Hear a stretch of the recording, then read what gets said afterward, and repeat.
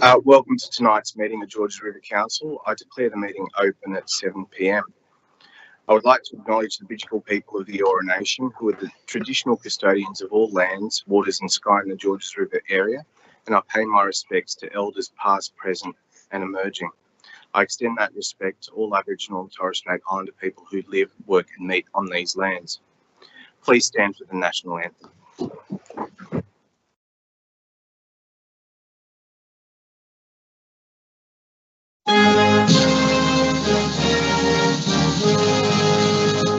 Australians, all let us rejoice, for we are one and free. We've golden soil and wealth for toil, our home is girt by sea. Our land abounds in nature's gifts, all beauty rich and rare. In history's page, let every stage advance Australia fair. In joyful strains that let us sing, advance Australia fair. Beneath the radiant Southern Cross, we'll toil with hearts and hands to make this commonwealth of us renowned of all the lands. For those who've come across the seas with boundless plains to share, with courage let us all combine to advance Australia fair. In joyful strains that let us sing, advance Australia fair. Thank you. Rabbi, welcome. If you could just please come up to the lectern. Please remain standing for the opening prayer, which tonight will be led by Rabbi Manny Holtzman on behalf of the Southern Sydney Synagogue. Thank you, Rabbi.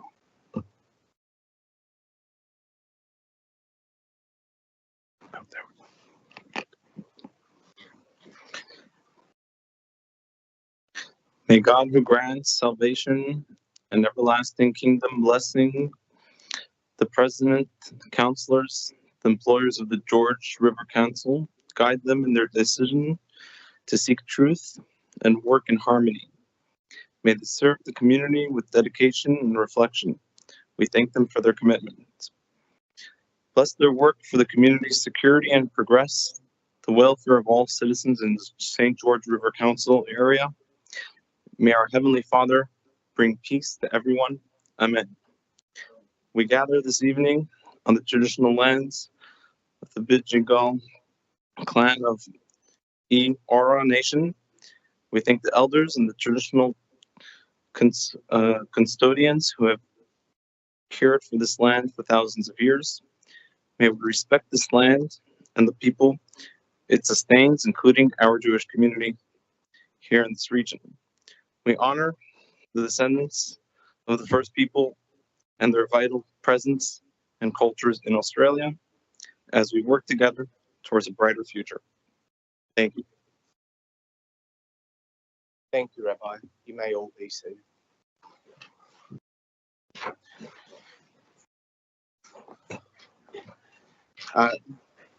There were no apologies for tonight's meeting, but there has been a request to attend meeting via audio-visual link from Councillor Catras. Do I have a mover for that motion? Moved by Councillor Symington, seconded by Councillor Ficarra. All those in favour say aye. All those against, I declare that carried. Staff and public are reminded that this meeting is being recorded for minute-taking purposes and is also being webcast live on Council's website.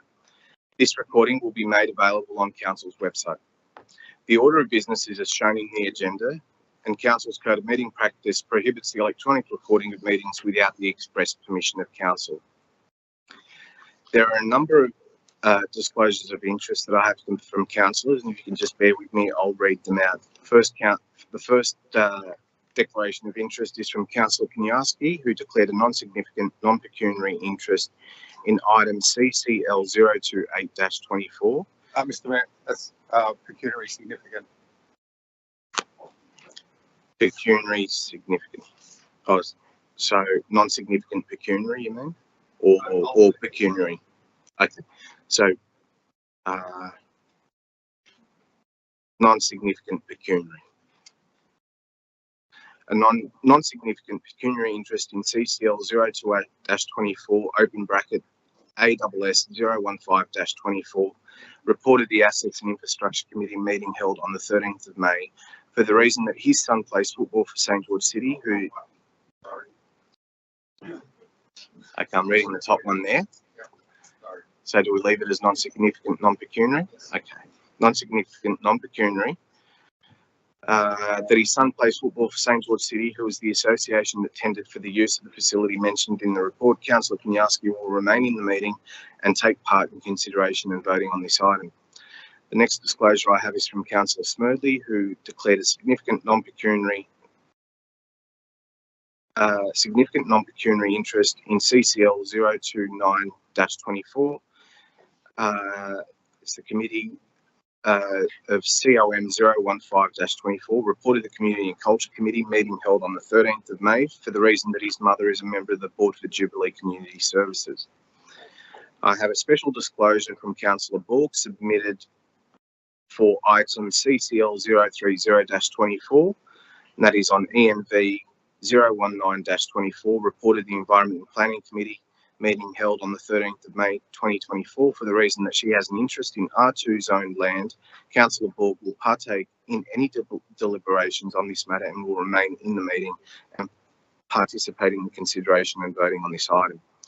Another special disclosure from Councillor Borg for CCL 030-24 in ENV 019-24, the reported the Environment and Planning Committee meeting held on the 13th of May for the reason that she has an associated person with an interest in R2 zoned land.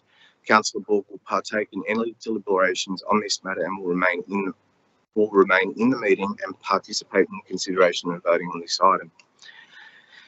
From Councillor Ambihay Pahar, a pecuniary interest in CCL 030-24, item ENV 019-24, reporting the Environment and Planning Committee for the reason that she is employed as the Regional Director, Operations Metro at St Vincent's de Paul Society, New South Wales, and she oversees Vinnie's support centres and VANS operations in the metropolitan area. The Hurstville Vinnie's support centres is currently operating at 183C Forest Road, Hurstville, and the site is owned by the Society. Councillor Ambihay Pahar will not partake in any deliberations on this matter, and she will leave the meeting and not participate in the consideration and voting on this item. A special interest disclosure from Councillor Jamieson submitted for CCL 030-24, which is item ENV 019-24, for the Report and Environment and Planning Committee. The reason is that Councillor Jamieson has an interest in R2 zoned land area. Councillor Jamieson will partake in any deliberations on this matter and will remain in the meeting and participate in the consideration and voting on this item. Councillor Jamieson also declared a non-significant non-pecuniary interest in CCL 030-24, ENV 020-24, reporting the Environment Planning Committee for the reason that her owner-occupied property is within the master plan. However, there is no pecuniary interest in the update. Councillor Jamieson will remain in the meeting and partake in consideration and voting on this item. A special disclosure from myself, which is the pecuniary interest in CCL 030-24, ENV 019-24, reported the Environment and Planning Committee for the reason that I have an interest in R2 zoned land, which is my principal place of residence. I will partake in deliberations on this matter and remain in the meeting and participate in the consideration and voting on this item. Councillor Marnie declared a non-significant non-pecuniary interest in item CCL 028-24, which is the item ASS015-24, report of the Assets and Infrastructure Committee meeting held on the 13th of May, for the reason that he is acquainted with one of the non-voting committee members who is a former work colleague. Next one is a special interest disclosure from Councillor Catras, submitted a special disclosure of pecuniary interest in item CCL 030-24 on item ENV 019-24. Report on the Environment and Planning Committee, for the reason that he has an interest in the land. Councillor Catras will partake in any deliberations on this matter and will remain in the meeting and participate in the consideration and voting of these items. Councillors, any further disclosures? Councillor Symington. Thank you, Mr. Mayor. I also need to submit a special disclosure for ENV 019-24, interest in land, which is my principal place of residence, but I'll remain. Thank you. Thank you. Next is Councillor Kaniarski. Yeah, sorry about the confusion earlier. I couldn't see that far. I submitted a significant pecuniary interest in item ENV 019-24, preparation of additional and diverse housing planning proposal for the George River LGA, as I have an investment property in the study area. Thank you, Councillor. Sorry, I'll be leaving the chamber. Okay, Councillor Kaniarski will be leaving the chamber. Councillor Stratikopoulos. Thank you, Mr. Mayor. I'll also be declaring a special disclosure, item CCL 030-24 of the report of the Environment Planning Committee, item ENV 019-24, as my principal place of residence and investment properties within the Foreshore Scenic Protection Area, and I will be leaving the chamber. Thank you, Councillor Stratikopoulos. Councillor Lansbury. Thanks, Mr. Mayor. I will be submitting, well, I have submitted a non-significant non-pecuniary interest declaration for item CCL 028-24, which is the Assets and Infrastructure meeting of 13th of May, for the same reason as Councillor Kaniarski. My son is a coach at St George City Football Club. However, I will remain in the chamber and vote on the matter. Thank you. Thank you, Councillor Lansbury. Next is Councillor Wang. Yeah, thank you, Mr. Mayor.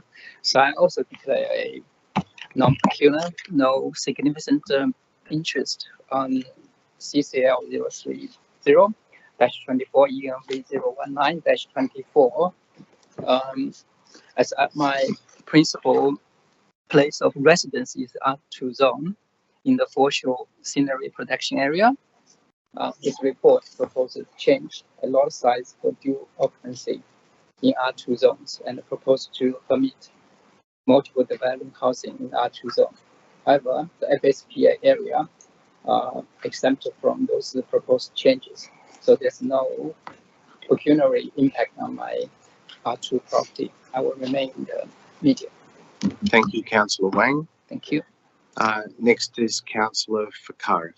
Yes, thank you, Mr. Mayor. I've submitted a pecuniary declaration of interest to the staff for the report of the Environment and Planning Committee meeting held on the 13th of May 2024, as the item inside of it about additional and diverse housing plan proposal for the George River LGA. I have a close relative who owns a property where income is gathered from it within the Georges River LGA, and the value of the property may be affected by the impact of this item, and I'll be leaving the meeting. Thank you, Councillor Fakari. Next is Councillor Liu. Oh, thank you, Mr. May. I have declared two interests. One is the special disclosure of pecuniary interest, because my primary property falls into that Foreshore and Scenic Protection Area that in the matter of preparation of additional and device housing planning proposal for the George River area. That's ENV 019-24. And the other one is disclosure for the same item, because I've got a investment property that would be affected by the new housing strategy. Thank you. Thank you, Councillor Liu. You're leaving the chamber, yes? Okay. Next is Councillor Smoothly. I have a significant non-pecuniary interest in item ENV 019-24 as a family member of mine owns an investment property within the proposed area of concern. Thank you. Thank you, Councillor Smoothly. Councillor Mort. I too have a disclosure on CCL 03 Enviro 19-24, and that is non-significant, non-pecuniary. So I will remain in the chamber. My principal place of residence is in the R2 zone in the Foreshore Scenic Protection Area. This report proposes to change the lot sizes of dual occupancies in the R2 zones and proposes to permit multi-dwellings in housing in the R2 zone. However, the areas are exempt from proposed changes to changes, so there is no pecuniary impact on my R2 property. Thank you. Thank you, Councillor Mort. Councillor Marnie. Thank you, Mr. Mayor.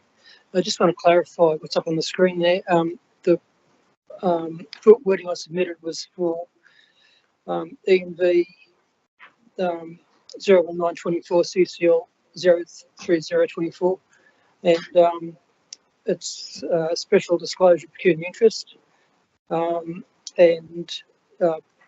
due to the proposed change of zone, principal place of residence is located within the existing Foreshore Scenic Protection Area zoned R2, which has been identified as one of the components of the additional and diverse housing planning proposal. But I will be staying in the meeting. Thank you.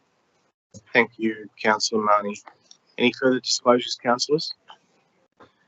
There being none, we move over to public participation on tonight's agenda. But before we proceed to the first speaker, I just need to make a statement. The public speakers tonight may contain discussions of sensitive matters involving personal experience of domestic and family violence.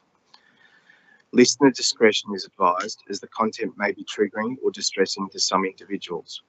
We encourage each person to approach this content with caution and to seek support if needed. If you or someone you know is a victim of domestic or family violence, please report to the police or call one of the confidential helplines which are available for advice. For example, 1-800-RESPECT. Additionally, if you find this content triggering or distressing, please call 1-800-RESPECT for support. Thank you. We move over to the first speaker on tonight's public participation, and that is Dr. Fan Dong Wang, who is speaking on NM 043-24, donation of artwork created by Dr. Fan Dong Wang. Thank you, Doctor. Good evening, councillors. I'm Fan Dong Wang, a Chinese Australian artist based in Sydney, and tonight I come here to speak about my artwork donation to Hurstville Council. My speaker item number is NM043-24. As you can see, my artwork donated is displayed in this chamber. 34 years ago, as a Shanghai artist, I came to Australia to study art. Since then, I completed Master of Art at New South Wales University and Doctor of Creative Arts at Wollongong University. My artwork exhibited in National Gallery and won many art prizes.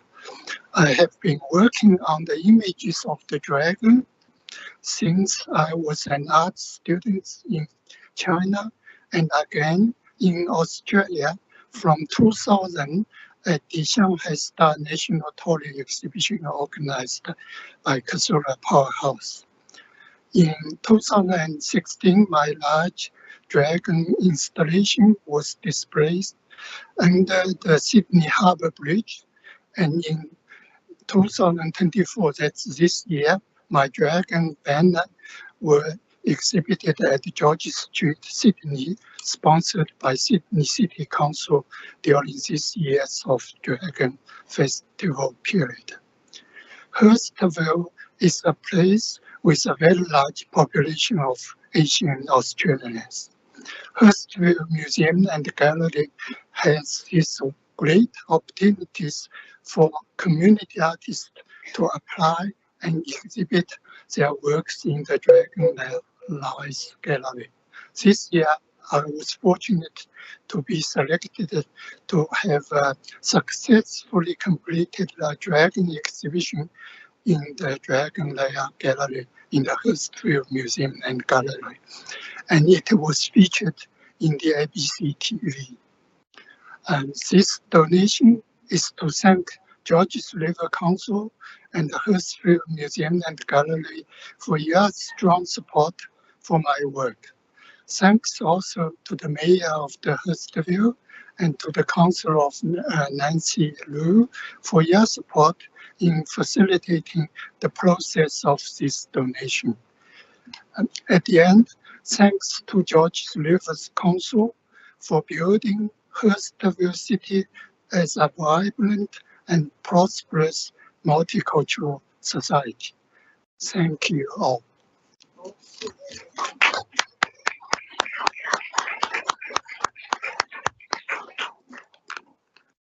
Thank you, Doctor, and thank you for the art pieces that you provided and that exhibition that you provided. It was enjoyed by everyone that attended. Thank you. Our next speaker is Dr. Ginger Lee, speaking on NM 043-24, donation of artwork created by Dr. Fan Don Wang. Thank you, Ginger.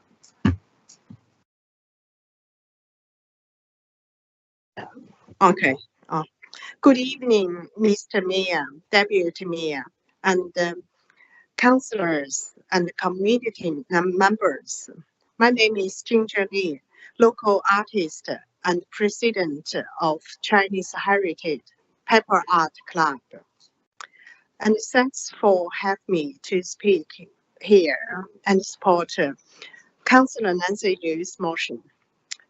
I first got to know Mr. Fan Dong Wang in early 2000 at College of Fine Arts, University New South Wales, where he already achieved the master degree, and I just started. He was my singer.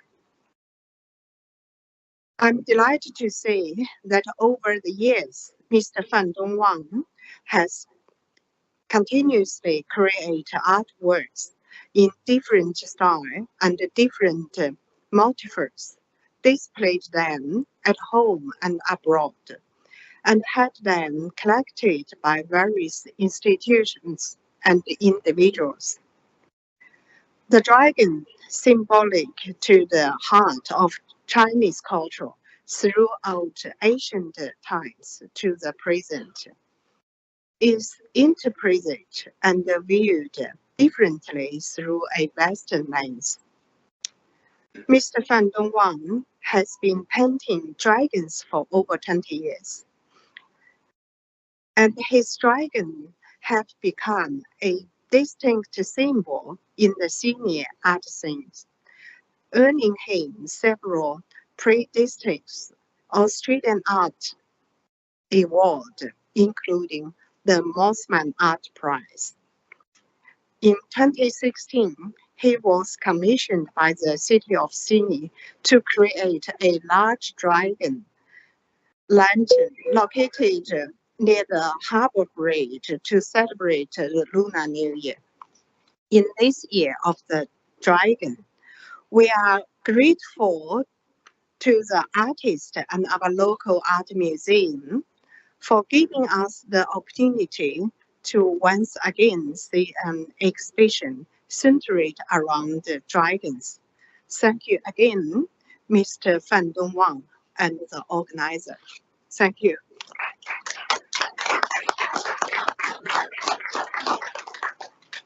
Thank you, Ginger. Next speaker is Kerry Adro, speaking on NM 045-24, improving traffic movement and safety.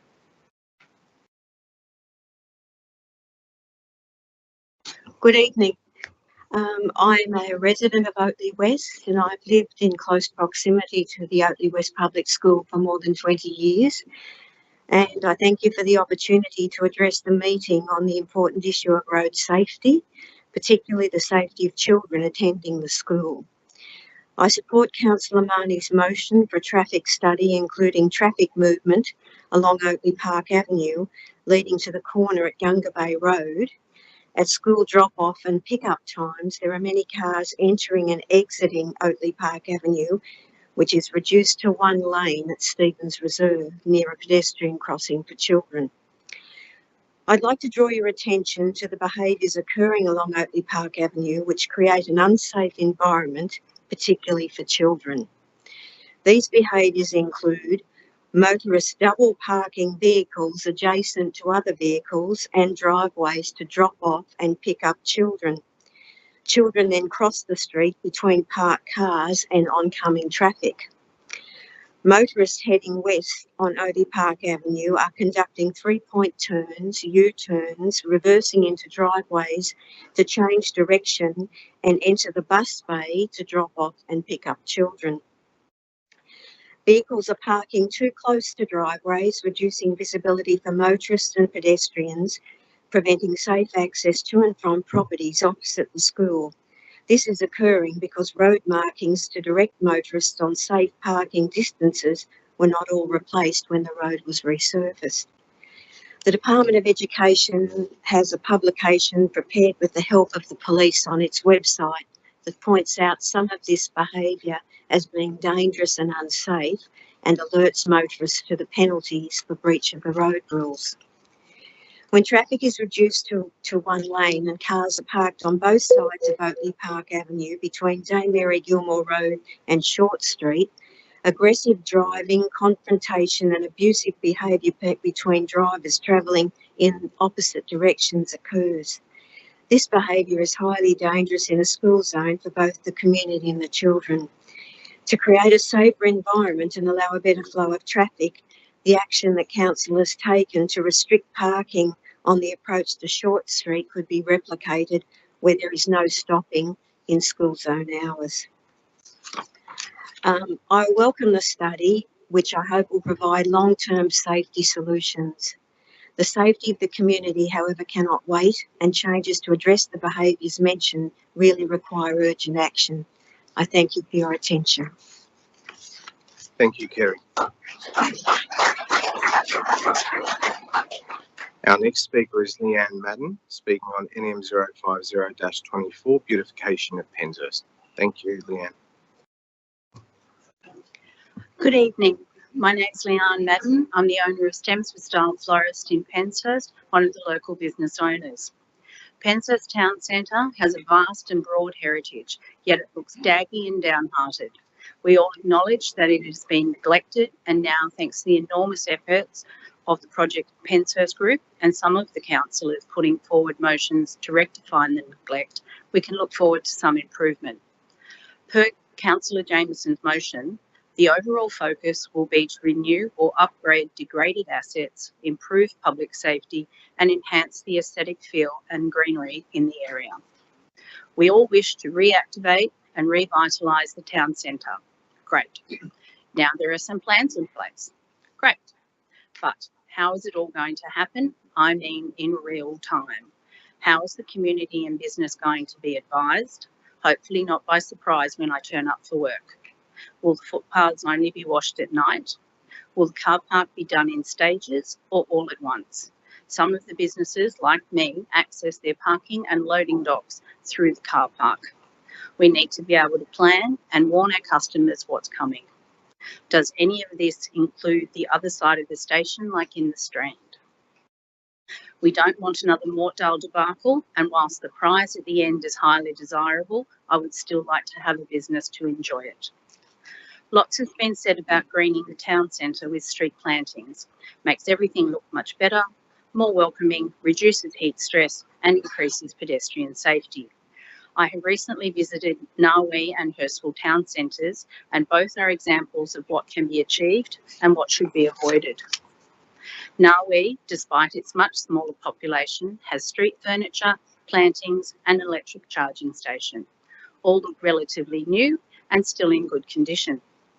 Hurstville has dead and dying plants, insipid-looking trees, and a flourishing rat population, all happily running around the green space next to the station ramp at 6 o'clock on a Friday night.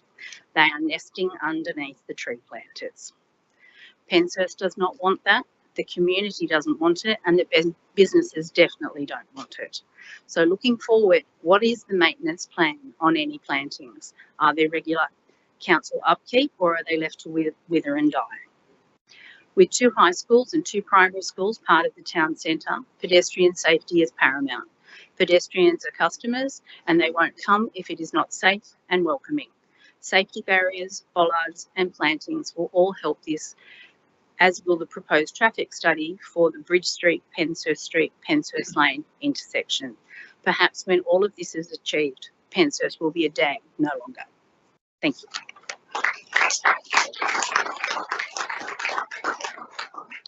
Thank you, Leanne. And in comment to some of those questions that you were posing, I can assure you that with the chamber and with the staff here at Georges River, everything will be done to the highest standard and make sure that community consultation is in line with all the processes that we go through. So I can assure you on that. Next speaker is Nikki Paris on NM 050-24, beautification of Penshurst. Thank you, Nikki. Hi. Good evening. My name is Nikki Paris, Chairperson of Project Penshurst. I'm here to advocate for the beautification of Penshurst Town Centre. Firstly, I'd like to thank councillors Christina Jameson, Peter Marnie and Ash Ambihapaha for their support of Project Penshurst. I'd also like to thank Andrew Lata and James Madden for taking the time to walk through the streets of Penshurst and hear our concerns. Penshurst has a population of 12,786, which is higher than neighbouring suburbs like Mortel and Oatley, yet it has been severely neglected. The town centre is dirty, smelly and cluttered with unauthorised shopkeeper goods on the footpaths, making it difficult for pedestrians to navigate, especially near the train station. A small patch of greenery beside the Bridge Street Railway Bridge has been decimated, and the infrastructure is outdated with leaking public toilets and a drab grey shelter in the middle of town centre. Safety is a significant concern. The entire intersection between Bridge Street and Penshurst Street is hazardous, with faded crossings and cafes on precarious corners lacking guardrails. Guardrails are needed on both sides of Bridge Street to ensure the safety of residents and the many commuters from as far away as Blakehurst and Sylvania who use the train station. The Connolly Street car park is full of potholes, loose gravel and faded line work. Resurfacing it and adding trees would help reduce the urban heat island effect, as Penshurst's canopy coverage is significantly below the goal of 40%, currently at just over 20%. The pedestrian lanes connecting the town centre to the car park are dirty and lack lighting. We need street plantings and outdoor seating to make the area more inviting and to activate the space. We're told our pavers are new, yet my daughter, who just turned 20, was 3 when they were installed. Despite numerous calls and complaints over the past decade, our requests for clean streets, safety and greenery have been ignored. This is the feedback we constantly receive, and I know this from my own experience too. Are the ratepayers in Penshurst getting their fair share in town centre beautification and safety?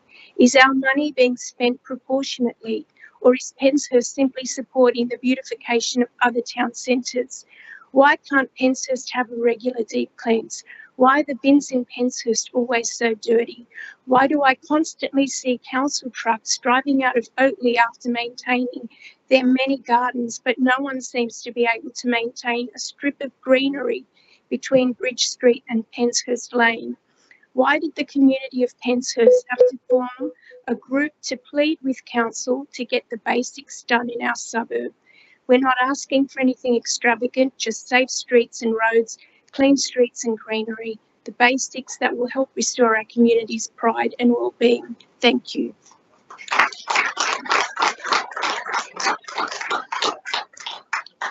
Thank you, Nikki. I seriously admire your advocacy on Penshurst and the town centre. And I know that there is a number of councillors, those ward councillors, looking after Penshurst, taking that fight up with the rest of the chamber. I want to assure you, though, that our staff do have a regular run of looking after all our town centres.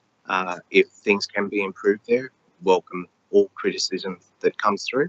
But I can assure the community that we do have a regular run of town cleaning and deep cleaning that occurs in all our town centres. So if we can do a better job, happy to listen to that. Thank you. Next is Michael Tumalaris, speaking on NM 050-24, beautification of Penshurst. Thank you, Michael. I wish to forward a motion for council to install a rail guard on the footpath outside TJ's Coffee House in Penshurst for the protection of patrons and to avoid a potential disaster which would injure, maim, or even take the lives of customers. I've been a regular patron at TJ's Coffee House on Bridge and Penshurst Streets for more than 12 years. The cafe is fitted with tables, chairs, stools, which are assembled daily on the adjacent footpath for patrons to enjoy. The seating arrangements have proven to be very popular, morning, noon and night. And in the morning peak hour rush and on weekends, the cafe is buzzing. It's buzzing with atmosphere. However, I strongly believe the corner in question is dangerous. It's a death trap. Lives are potentially at risk. Why? It's a busy intersection. Traffic is constantly flowing. My main concern is of the vehicles that swing off the railway bridge, over the pedestrian lines and past the seating and tables outside TJ's. Trucks, vans, lorries, construction vehicles, motor cars, large and small, pass by the area. I've personally seen vehicles come within centimetres of scraping the edge of the footpath where the cafe patrons are located. And although a major life-threatening accident has never occurred to date, I believe it's a potential horror scene waiting to happen. And I dread the day a driver has a medical episode, loses control of their vehicle when negotiating the intersection. That's all it takes, I'm sure. Only a week ago, a car was flipped on its side just outside TJ's. Another issue is of cars that illegally park in the no stopping zone directly in front of TJ's. Drivers rush from their vehicle in the hope of grabbing a coffee order before returning and driving off. If there's a queue of customers, which is usually the case, 5 minutes can pass before the driver returns. And in that space of time, parked vehicles are obstructing cars turning from Penshurst Street into Bridge Street. Also, bus drivers are in a position when they are unable to safely turn their long haul because of the parked cars in the no stopping zone. And I'm convinced a safety rail guard will forever eliminate such a scenario. And I finish with this question, councillors. Why is a protectionist fitted in various locations in neighbouring suburbs to Penshurst, but not in front of TJ's Coffee House, where this matter needs to be addressed urgently? We don't want a repeat of the deadly incident which happened in Kogarah, when a schoolgirl was waiting for a bus only to be collected and killed by an out-of-order learner driver. We need proaction and not reaction, and we need it now.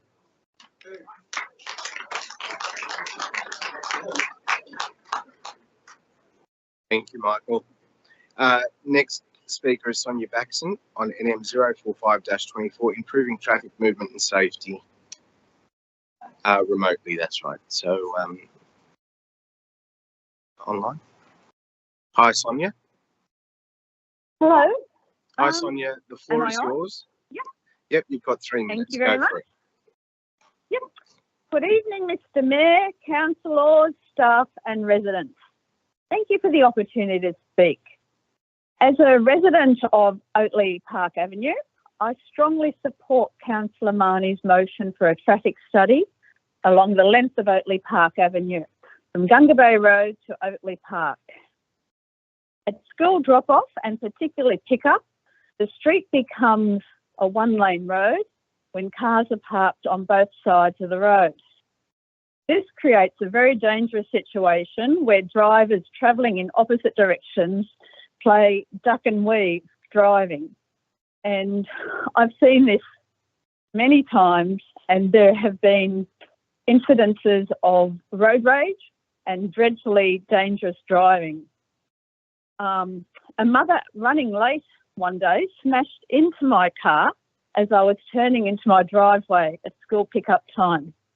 My car had to be towed away, such was her speed not to be late to pick up her child, never mind how many other children she takes out along the way. Many children also walk down the hill from Oatley West School to Stevens Reserve and get picked up from there, which is a good thing. But I've seen many instances of U-turns and parents turning into driveways across the footpath where visibility, because of the parked cars, is not great. It's really dangerous for the children walking down the footpath. Often cars park too close to driveways, and they're big cars, and you cannot see as you turn into the driveway to do your three-point turn. You cannot see back. Visibility is reduced, and there's also often double parking. We've also had a side mirror smashed off our car as drivers just are impatient and look to and not considerate. I'm concerned about children's safety who step between the cars to cross the road or walking down the footpath. The school has greatly increased the number of students, and correspondingly the number of cars has also grown. Ideally, children should be encouraged to walk to school, which would be better for their health and the environment, but I think that's unlikely. I'm not a traffic management expert, but I can recognise dangerous and aggressive driving. In the interest of safety for the school children, pedestrians and residents, I strongly support the motion calling for a traffic study and would welcome the opportunity to be part of the community consultation process. That's all. Thank you very much. Thank you, Sonia. Good night. Good night. Our next speaker is Natalia Esdale-Watts, speaking on NM 046-24, support for gender-based domestic and family violence. Thanks, Natalia. Thank you, Mayor. Good evening. My name is Natalia Esdale-Watts, and I'm here to speak in support of the motion by Councillor Nancy Liu. I'm a survivor of domestic and family violence. I have endured 8 years of every type of abuse we know of today. I was not allowed to work or study. I was banned from attending church. I was not allowed to speak in my own language to my children. I was given an allowance which often wasn't enough for necessities. I've heard every word in my direction consistently telling me that no one will love me, that I'm nothing without him, that I will never achieve anything in my life, and that I'm extremely lucky to even have him wasting his time on me. I suffered mild physical abuse, as many would call it, that didn't leave bruises and was not enough to go to the police with. When items were smashed in the home and further restrictions to my movements were applied, I did go to police, only to be returned home and him being issued with a warning. I felt helpless, alone, scared, and suicidal. I blamed myself for being all those things he said I was. I had nowhere to turn to and nowhere to go. I was convinced the children will be taken away from me if I tried to leave. The final straw was when he threatened to kill me and my children. I called the police and said I would feel safer sleeping on the street. After being placed in a refuge in Lane Cove West, he tracked me down, coerced me into meeting him, attacked me with a knife, stabbing me multiple times, and leaving me to die, drove off with the children. This is my story in a nutshell. I'm hoping that in that small passage you have recognized various services that could have assisted me or assisted me better, as I had no idea that there was anything available to me at all. Everything I know about DV today is everything I've learned after I almost died. Those statistics you often say at DV events, I could have been part of that. The shoes that we lay out on Remembrance Day, there could be a pair there for me. A person at home experiencing this doesn't always recognize what is happening. They don't know where to go and what they can do. They don't know their rights, their financial options, and that there might be a safe place for them to go to. Many whole communities arrive from countries where it is acceptable and it is taboo to speak about publicly. It is personal business, family issues. Don't air the dirty laundry, and often leave an abusive relationship in a coffin. I hope this highlights the importance of the services and the need to continue to support and promote them for as long as we have victims who need them. But I strongly believe we need to focus on prevention. The age of perpetrators is getting younger. And just this morning, I had heard a 15-year-old boy keeping his mother and older sister living in fear at home. How are they to combat the situation? This isn't work for National DV Day or for 16 days of activism or for Remembrance Day. This requires an ongoing commitment to reach every single household and continue to reach them until this stops. I have left, survived. I've grown to be everything he said I will never be. And my story is not finished yet. I express gratitude to all who have helped me along the way, and I sincerely hope the Georges River Council can help all women achieve their full potential by further promoting services and happy and healthy relationships and home environment. Thank you.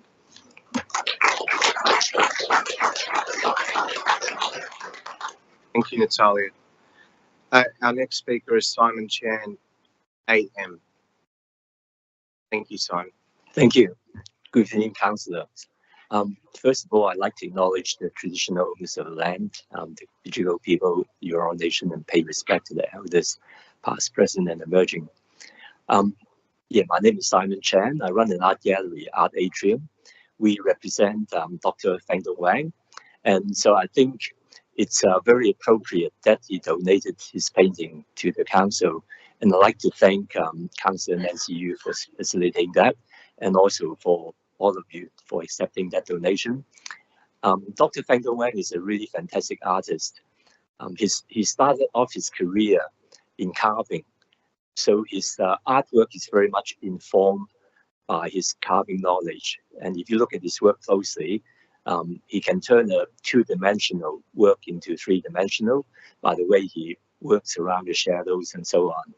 So the dragon is one of his signature work. So I think it's very appropriate that it's in the council so property. And I also like to thank the council for your support of art and culture for the Hurstville Museum and Gallery, and which is a fantastic museum. And the curators have curated a lot of very interesting exhibitions, but also the fact that you also run the Georges River Art Prize. I was one of the judges a couple of years ago, and it's a great art prize which encouraged a lot of artists and support a lot of artists to continue with their artwork. But on top of that, you're also a great supporter of the Lunar New Year Festival. I attended the one this year on behalf of Multicultural New South Wales as one of the advisory board members, and I understand that it's actually the biggest lunar festival in any local government area outside of CBDs in Australia. So I'd like to congratulate you for doing that, and I hope that you will continue your good work. Eventually, I'd like to see Dr. Feng Dong Wang's work in a prominent position in the council. Thank you.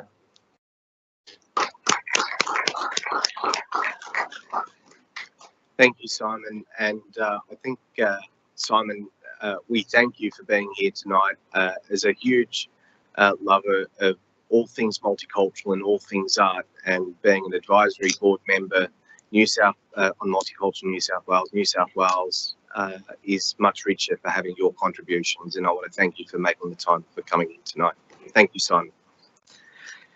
Our next speaker is Matthew Allison, who is speaking on ENV 018-24 on the tree management policy. Thank you, Matthew. Good evening, Mayor, councillors and staff and the audience. Just like to say on behalf of OFF, thanks very much to Council for the recent work you've been doing in Oakley Park, remediating, tree planting, an area that was trashed by mountain bike riders and that. I just became aware of that today, so thank you very much for that. And again, on behalf of OFF, I'd like to say on the whole that I agree with most points in the draft tree management policy. I just have a few points to make that may sound repetitive, but I think need to be reiterated. There seems to be ambiguity in valuing a tree. Canary Island palm is an environmental weed and classified on GRC's own exempt species list. The same trees in Laycock Road, Penshurst, numbering 74 individual weedy palms, have recently been classified as a significant tree on the GRC register. These trees in this particular street alone account for a third of all significant trees listed on the register, and they're weed, so it's not a great look. We need effective deterrence to the poisoning of remnant trees. There are so many examples of big, old native remnant trees being poisoned prior to house sale or just after the purchase and prior to a DA being lodged. This seems to be the preferred practice of dodgy developers wishing for a clean slate or a blank canvas so that their development can be judged without the restrictions a live tree can have on a building footprint. A drill and a bottle roundup in the quiet of evening is less likely to alert concerned residents compared to a screaming chainsaw. And the tree murderer acting for the developer slips away unseen and unprosecuted. There must be repercussions for this crime to country. If the Crime Act won't recognise these vandals without photographic evidence of the perpetrator at work, then surely the spotlight must be shone on the person who has the most to gain from such a cowardly act, the DA applicant. Responding to tree policies concerned with potentially devastating plant viruses like myrtle rust, I still believe that Council has an obligation to protect our remnant original trees by replanting the same species that define our locality. Very few householders are planting native, preferring the tiny sculpted box and moray hedges. So it should be a given that Council lead by example by replanting locally native trees and shrubs. Speaking of hedging, there seems to be a rising occurrence of homeowners sculpting their own street trees into a ball on a stick. This should be deterred to allow the street tree to do its job, to create shade on community land. I congratulate Council for taking the initiative of improving their tree management policy, but like every working policy, there is tweaking required, and hopefully a better outcome for all should be achieved and our local environment celebrated. Thank you very much. Thank you, Matthew. Our next speaker is Stephen Farrington, speaking on question with notice 013-24, traffic safety improvements relating to the B streets in Mortdale. Thank you, Steve. Mayor, councillors, I'd like to thank Councillor Jamieson for raising the number of important questions, and the responses that were received from council staff go some way to answer these. However, the council has undertaken the decision on a roundabout in Roberts Avenue as the most appropriate solution without any consultation with residents or through the council committees responsible for review and approval. It engaged with both local, state and federal members who are both well aware of what was being done from before September last year. Mark Corey stated to me that both he and David Coleman provided letters supporting the construction of a roundabout as part of the Black Spot funding request in September 2023. Yet we, the residents, were provided no option to formally say anything. Are their views more important than those directly affected? This now becomes a fait accompli that a roundabout is a solution, and we, the residents, only have a say in its location and its design. While Roberts Avenue meets the minimum requirements to be classified as a black spot, why a roundabout? Of the 10 recorded crashes in the last 5 years, only one involved a vehicle entering or leaving the B streets, and that was a vehicle turning right into Beach Street and was struck by a vehicle travelling the opposite direction in Roberts Avenue. A roundabout will not fix this. The remaining three rear ends, 3 pedestrian and 3 single vehicle crashes at various locations along the length of Roberts Avenue. Will the roundabout address the underlying issues with Roberts Avenue that make it a black spot? Or is the roundabout just to improve access into and out of the B streets?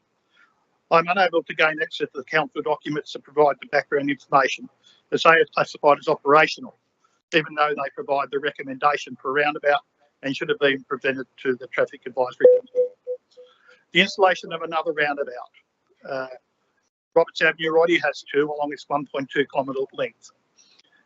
It has never been a road safety issue, and the previous 3 occasions where it was being discussed and presented to council has resulted in no action to build a roundabout. The most recent study in 2019, which again showed no change in traffic flows that would warrant any changes, let alone a roundabout, except approving the erection of a giveaway sign in Beatty and Bowman Streets, which by the way have still not been installed, and additional no standing signs to improve vision. And why Roberts Avenue, as there are other roads in Georges River of similar length that have much higher accident numbers. As some of these don't have there are also other locations that have been submitted for black spot funding. When will residents be informed of them? While we're discussing the process of engagement, I would like to ask why the Traffic Advisory Committee should be going into closed session for the whole of every meeting. This practice is a breach of Council's Code of Meeting Practice, which lays out the criteria for a meeting to be moved to closed session, which is clearly not being followed. I was informed that this was to be discussed by the government's meeting in April, but I've not seen anything from any meeting with details of what this is happening. Thank you.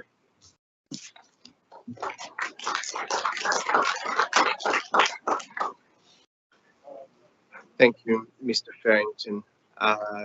In response to why it goes into closed session, my understanding is that there may be some items that are commercial in confidence. I'll take it on notice. We can get a response from the director in due course, but that's my response. Next speaker is Kathleen Wang, speaking on NM 047-24 Waste Bin Collection Service. Thank you.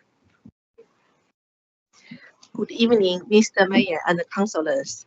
Thank you for giving me this opportunity to speak tonight. My name is Kathleen Wang, and I'm running a real estate agency at the corner of Forest Road and the Avenue, JW Realty. This intersection is very busy, and several businesses, including dentists, hairdresser, and Chinese medicine, and also myself. Every Thursday night, all our shops going to put our rubbish bin at the Avenue and the Hanbury line, which this area also very bustling area. The routine is those rubbish bin going to be emptied by every Friday morning to allow us to continue our business. We begin experiencing some issue in March this year, when our red bin was not emptied on Friday morning. With some help of Councillor Mr. Ban Wang, the rubbish bin was collected on the next day. While an occasional mistake is understandable, it is still inconvenient. This issue impacted not more than myself business, also as well as other neighbor business. Unfortunately, this situation was happened again in April. There was a strike by the rubbish bin collection workers, and my friend's house in South Hurstville also missed their collection. Our shop also missed the collection on the 26th of April. Once again, we had to rely on Councillor Mr. Ban Wang to resolve this issue. As a ratepayer, we cannot accept this level of service. Councillor Mr. Wang has visited us several times and try to help to address this problem. I'm here today to representing several other business has been suffered for this missed rubbish bin collection. We support Mr. Wang's motion and try to solve this problem and improvement. Thank you.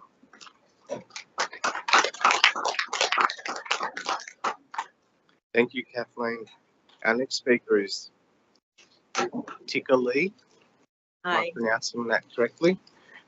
Who will be speaking on NM 046-24, support for gender-based domestic and family violence. Good evening all. My name is Tika Lee, Vice Chair of CAS. I'm here to support Councillor Nancy Liu motion on addressing coercive control and providing emergency financial support for those affected by gender-based violence in our community. Allow me to provide some brief background of CAS. Over the 30 years, CAS have been providing settlement service in our community. Every year, we provide about 2,000 cases. But for the past 18 months, we received 7,370 cases. And because of the resource, we only got 2 headcounts from the government. So we have to turn around 2,300 cases and exhausted all our staff and our resource to help our local community. For settlement services and domestic violence, is closely linked. Cultural and language barrier often stop the victim from seeking help. Many victims don't even know how to protect themselves and their children. And the abuser may not even realize that actions are abusive, not acceptable. So, in preparing for today, support the motion, I actually consulted my the CAS frontline worker. So they provided some insight, highlight significant service gap, including shortage of bilingual workers, difficulty in identifying emotional and verbal abuse, reluctant to seek help due to financial dependence and cultural factor. They also want me to share one heartbreaking case recently involved a woman in her 40s with 3 children. The youngest one is 5 years old. She depends on her husband's sponsorship to stay in Australia. He has been physically abusive and even locked her to teeth. She has no Medicare and can't afford to see the dentist. Action.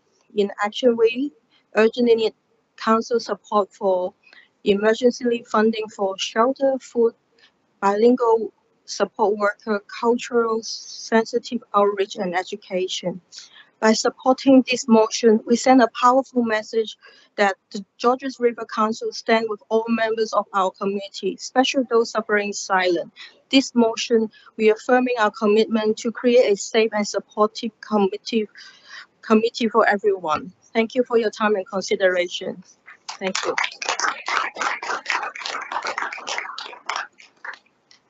Thank you, Tika. Again, if anyone has heard anything that's triggering or distressing, please call 1-800 RESPECT for support. We now move to the next item on the agenda, which is confirmation of minutes of previous meetings. CCL 027-24, confirmation of the minutes of the council meeting held on the 22nd of April. Do I have a move for that motion? Moved by Councillor Kaniarski, seconded by Councillor Stratokopoulos. I'll put the motion. All those in favour say aye. All those against, I declare that carried. Next is, well, I have a number of Merrill minutes, but the first Merrill minute that I have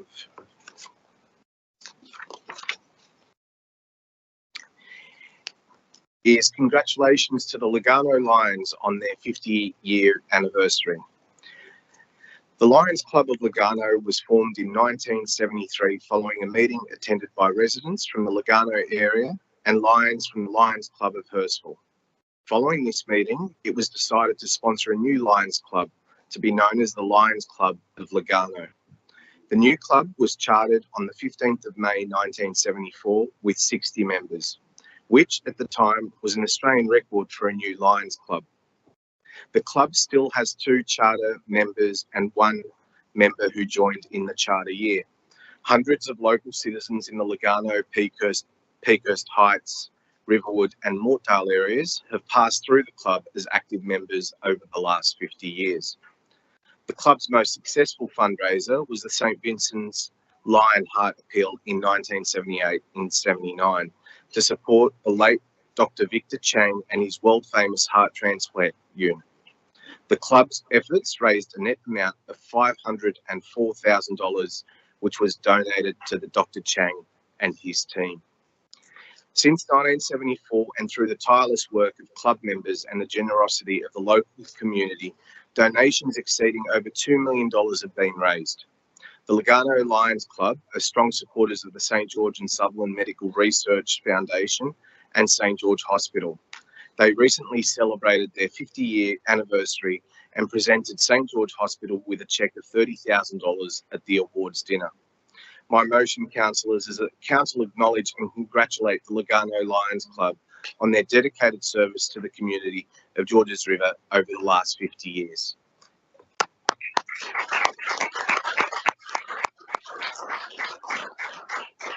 Councillors, I will put the motion. All those in favour say aye. Oh, sorry, Councillor Kaniarski, go for it. Thank you, Mr. Mayor.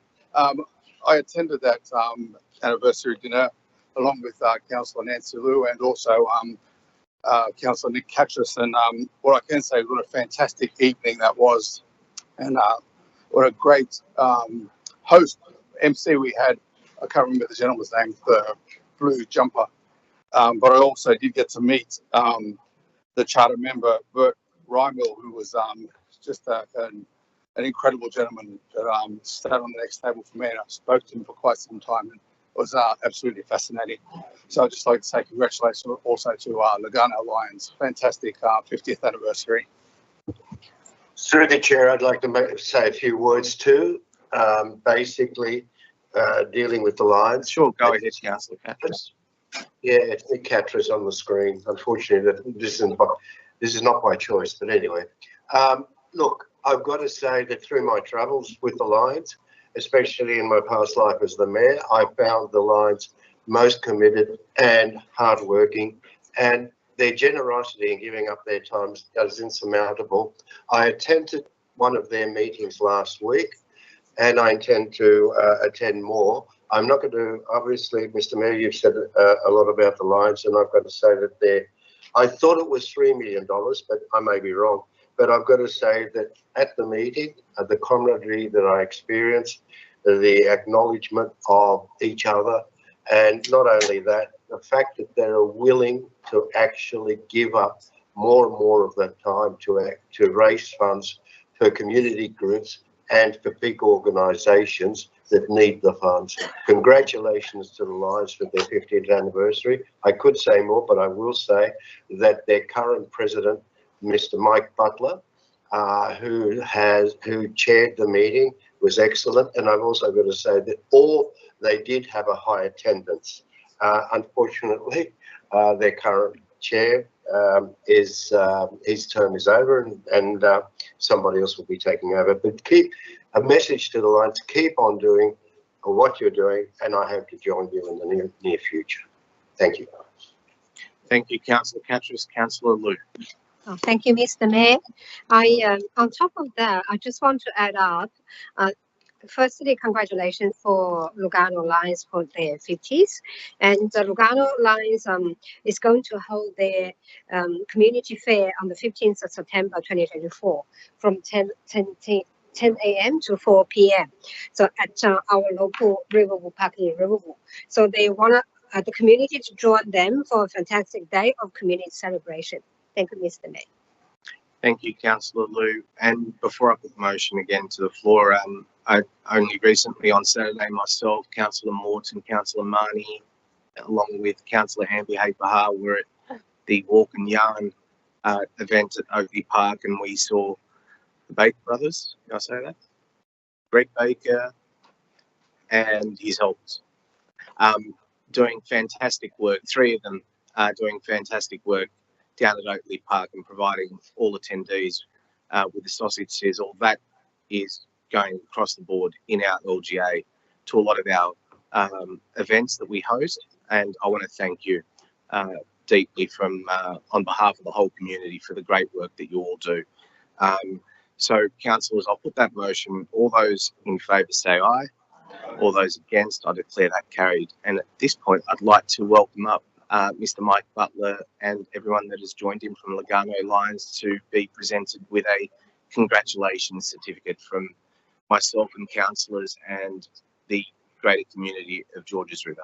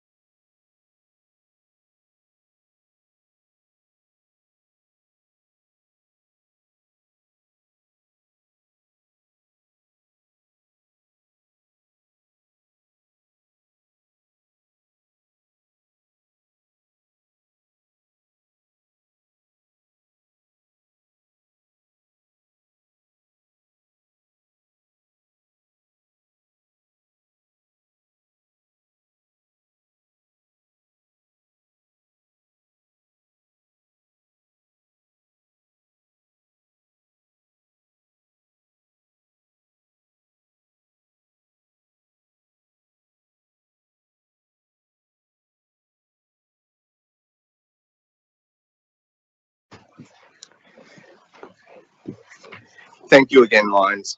Our next item is increasing the number of yearly general waste pickups for strata apartments. Councillors, I won't read the background, but I will read the motion that the general, and I'll take the background as read. Motion being that the General Manager prepares a report focusing on the bulky waste collection service, outlining provisions of the Development Control Plan that cater for future waste management needs and cater to the bulky waste collection service, confirming mechanisms under the waste collection contract that cater to residents in multi-unit dwellings with bulky waste for collection, and investigating options to provide a new flexible bulky waste collection service in multi-unit developments with high turnover or significant volumes of bulky waste, either via an amendment to the waste collection contract or by providing the service internally. Councillors, any comment on that, Meryl Minute? There being none, I'll put the motion. All those in favour say aye.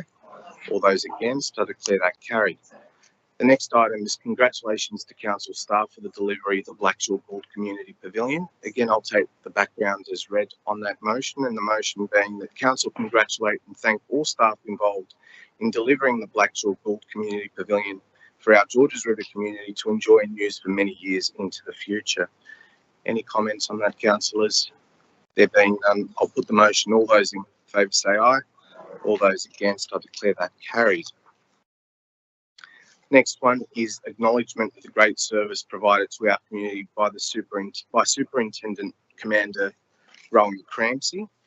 I'll take background as read, councillors. Unfortunately, Superintendent Commander Rowan Crampsey is away at the moment and unfortunately couldn't be here tonight. But the motion being, councillors, that council acknowledge and extend its gratitude to Superintendent Commander Rowan Crampsey for his outstanding service and contribution provided to the Georges River local government area over many years.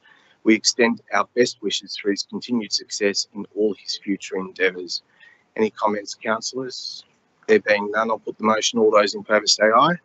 All those against, I declare that carried. Next item is the St George Candlelight Vigil 2024. We heard from some speakers tonight. Councillors, I'll take the background as read, with the motion being that council congratulate the St George Domestic Violence Committee and council officers on the delivery of the St George Candlelight Vigil 2024. Any further comments, councillors? There being none, I'll put the motion. All those in favour say aye. All those against, I declare that carried.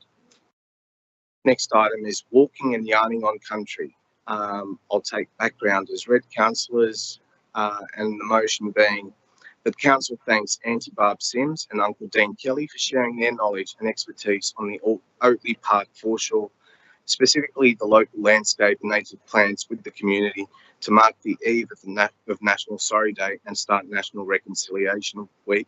And B, the council thank the Lugano Lions for providing lunch and the council staff who organised this educationally important walk and yarn on country. Any further comments, councillors? There being none, I'll put the motion. All those in favour say aye. All those against, I declare that carried. Next item is the Salvation Army Red Shield appeal. I'll take background as read.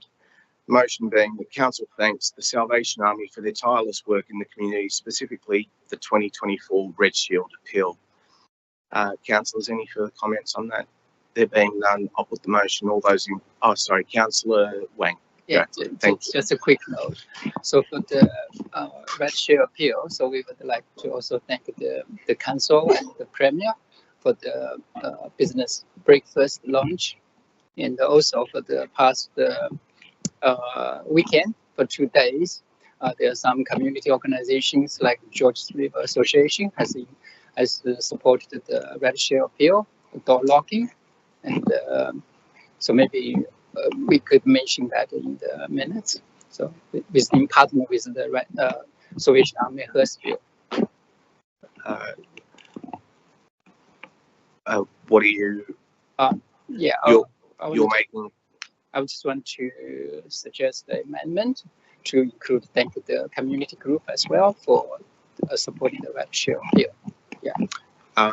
I'm happy to include something like that, Councillor. The council thanks the Salvation Army and all community groups involved in the red for the tireless work in the community, specifically for the 2024 Red Shield appeal.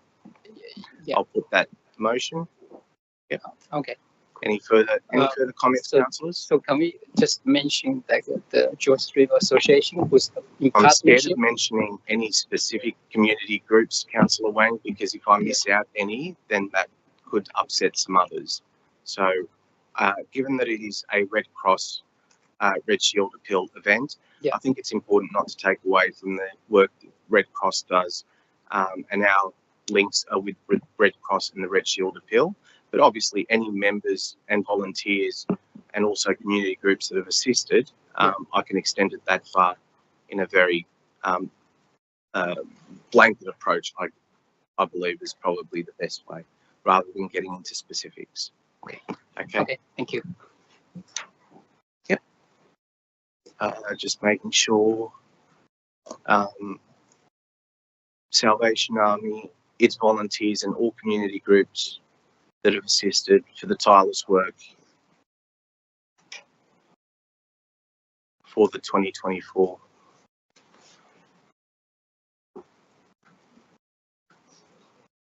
And all community groups that have assisted specifically for the 2024 Red Shield Appeal.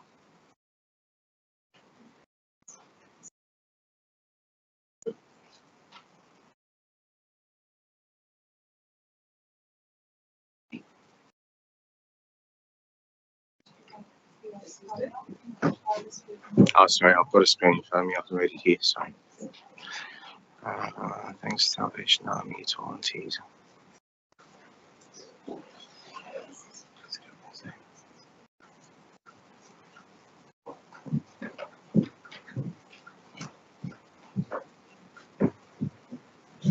Yep, I'm happy with that. Councillors, any further comments? There being none, I'll put the motion. All those in favour say aye. All those against, I declare that carried. The next two Merrill minutes I will read, councillors. The first one is a condolence Merrill minute on the passing of Tony Bleasdale, Mayor of Blacktown City Council. It is with great sadness that we learned of the recent passing of the Mayor of Blacktown City Council, Councillor Tony Bleasdale, OAM. Councillor Tony Bleasdale served the Blacktown community for over 2 decades, first as a councillor from 1996 and later as mayor elected in 2019. Councillor Bleasdale was a passionate advocate for Blacktown City, a champion for Western Sydney and a strong voice for its diverse population. He was instrumental in securing the $2 billion Walker Corporation Blacktown Water Project, a testament to his dedication to growth and investment in the region. Beyond his leadership, Councillor Bleasdale was known for his warm personality and commitment to serving the community. Councillor Bleasdale was awarded an Order of Australia Medal in 2010 for his charity work and service to the Blacktown community. Councillor Bleasdale's dedication and passion will be deeply missed.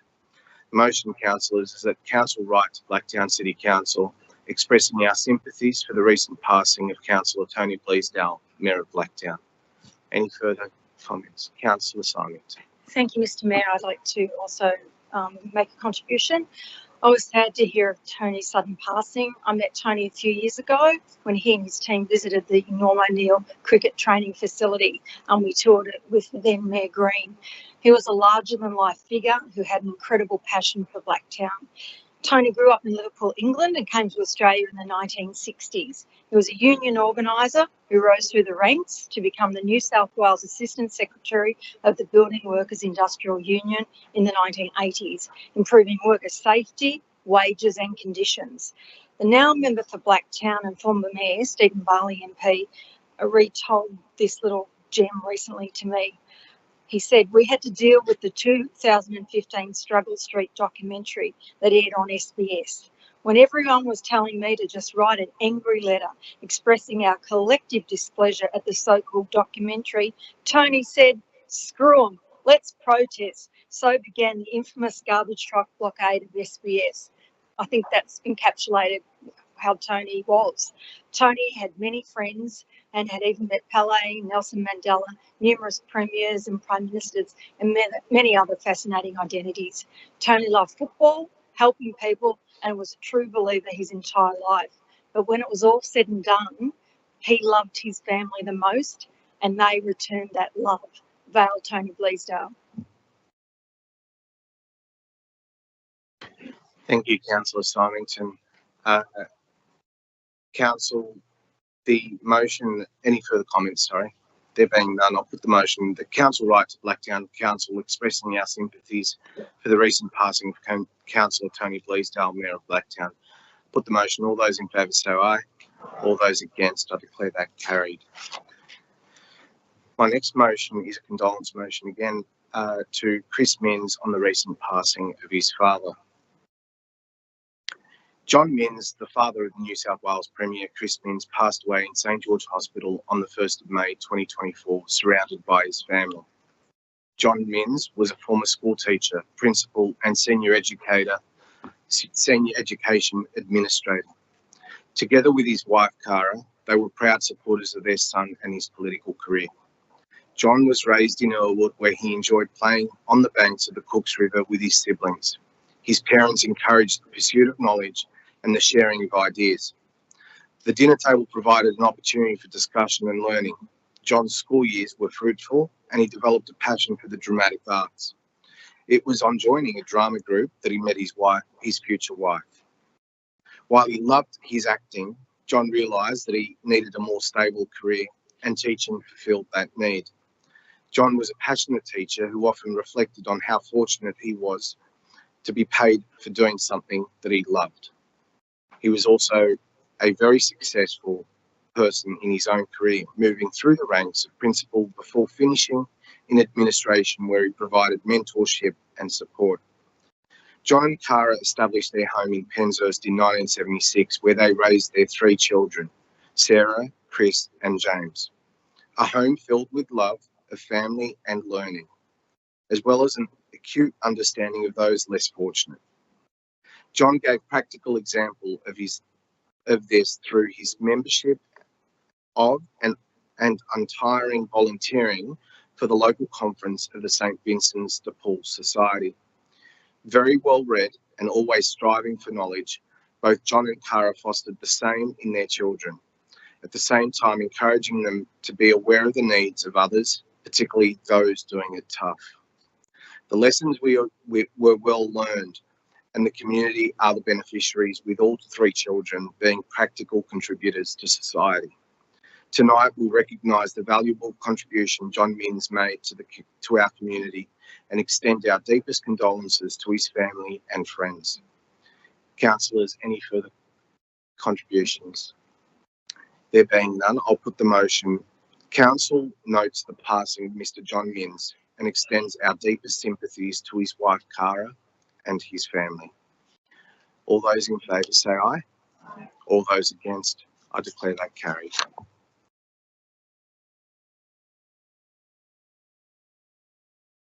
Thank you, councillors. That brings me to the end of the mayoral minutes.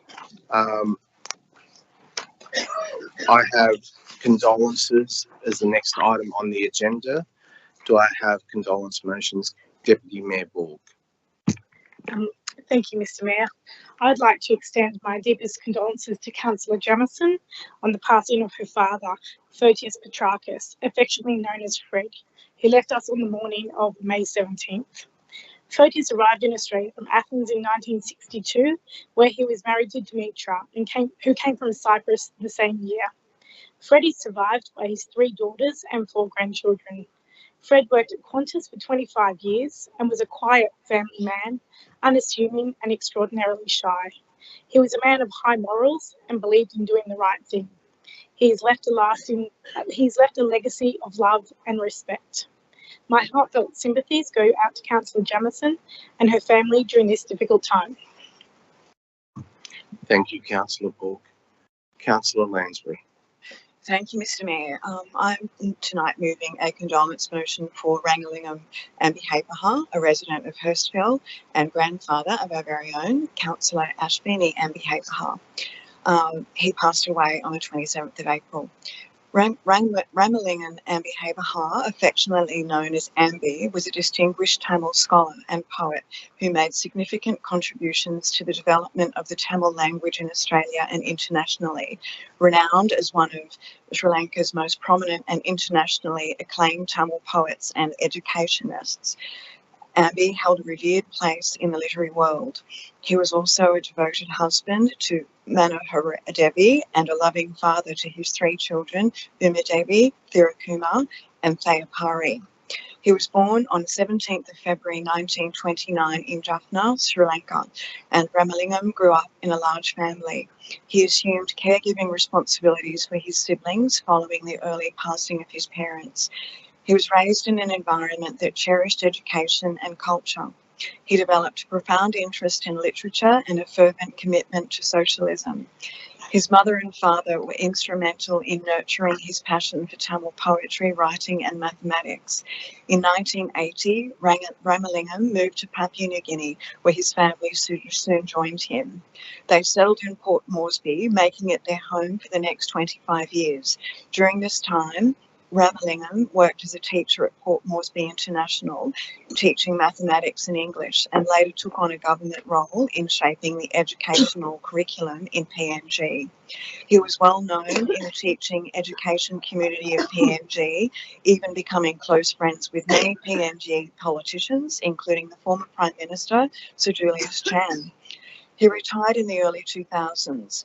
Among his notable works are key publications such as Lingering Memories, which was a poetry book for the people of PNG, and a biography of Dr. Samuel Fisk Green, which highlights Dr. Green's pioneering contributions to medical care and the translation of Western medical science into Tamil. Additionally, Ramalingam's scientific paper on the curry leaf detailed its effects on reducing blood cholesterol and glucose levels. He also authored numerous textbooks used to teach Tamil in Australian schools and internationally. Around 2005, Ramalingam moved to Sydney, where he continued writing and spent cherished time with his grandchildren. Residing in Hurstville with his wife, he enjoyed walks to the local shops, taking his children out for meals and watching cricket, particularly the Ashes, as well as the NRL. A man of routine, he found solace in his daily prayers and loved listening to Tamil radio. A fervent supporter of the Australian Labor Party, he relished engaging in robust political discussions with the family, especially with his granddaughter, Ashbini. Ramalingam stood as a towering figure in both the Tamil and English literature. His legacy serves as a testament to the power of language and storytelling in capturing the essence of life and culture, which was supported by numerous awards and recognition from his peers, locally and internationally. Ramalingam embodied an extraordinary socio-cultural and religious persona. He was understanding, intriguing and open-hearted, with a deep admiration for humanity. He will always be remembered as a wonderful and loving husband, father and grandfather, whose contributions will continue to inspire and enrich the next generation. I would like to pass on my deep condolences on behalf of Council to Ramalingam's wife, Manohara Devi, his children and grandchildren, to Ash especially, and to his extended family and friends. Thank you. Thank you, Councillor Lansbury. Any further condolences, councillors? There being none, I'll pass on our sincere condolences to all that have lost loved ones, and if we can please stand for a moment's silence to remember those that have passed.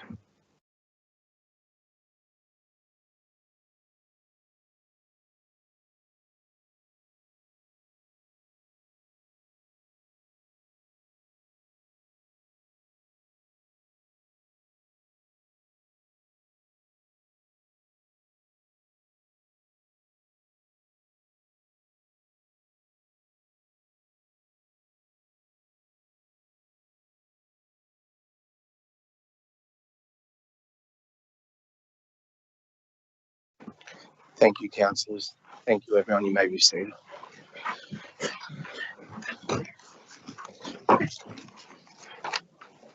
Our next item on the agenda is committee reports. The first committee report is CCL 028-24, which is the report of the Assets and Infrastructure Committee meeting held on the 13th of May 2024. Councillor Kanyarski. Thank you, Mr. Mayor. I'll move the recommendations of the Assets and Infrastructure meeting on the 13th of May, with the exception of ASS 015-24, operation of canteen at Penshurst Sports Hub, and ASS 014-24, design and construction, Parkside Drive Reserve, and I'll come back to them in a couple of moments. Okay, so it was 14 and three items. Yep. That was the first three on that report, and the last two are the ones I just read out.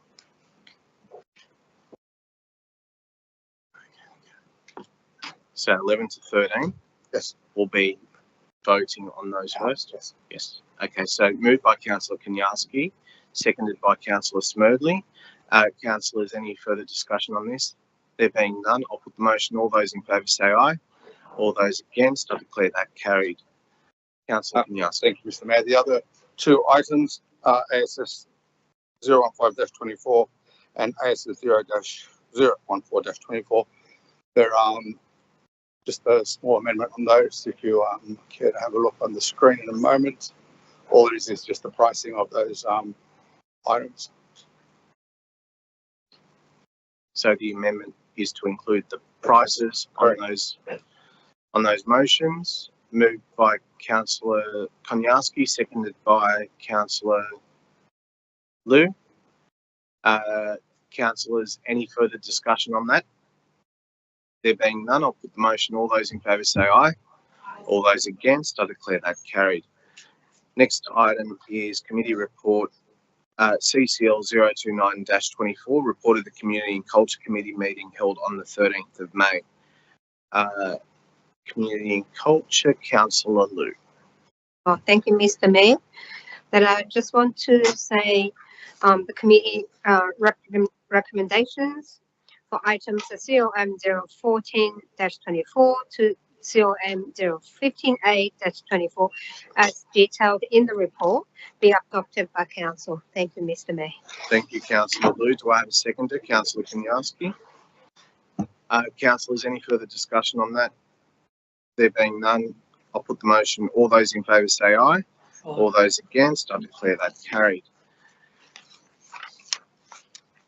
Next item on the agenda is the report of the Environment and Planning Committee meeting held on the 13th of May 2024. Now, I'll move that to Deputy Mayor Borg. Deputy Mayor Thank you. I move that the Environment and Planning Committee items We've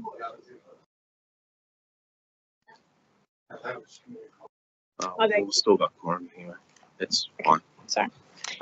So I move that the Environment and Planning Committee items ENV 018-24 to ENV 021-24 with the exclusion of ENV 019-24, which is the preparation of additional diverse housing planning proposal for the Georges River LGA, as detailed in the report, be adopted by Council. So move in items ENV 018-24, ENV 020-24 and ENV 021-24.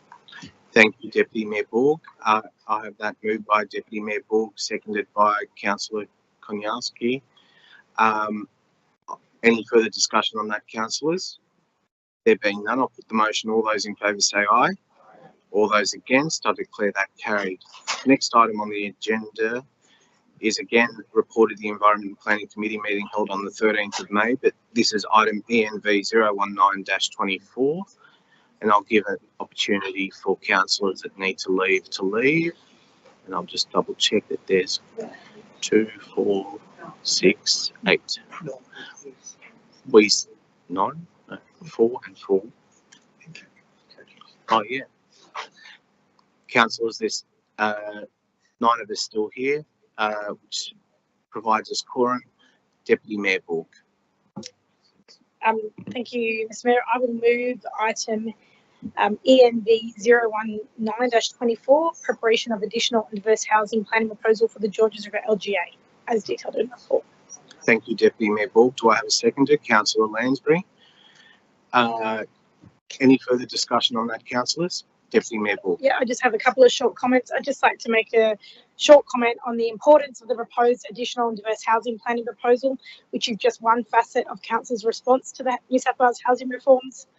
I'd like to reiterate my comments from the Environment and Planning Committee in that I believe Georges River Council is leading the way with this planning proposal, which will deliver sensible and balanced development in our LGA.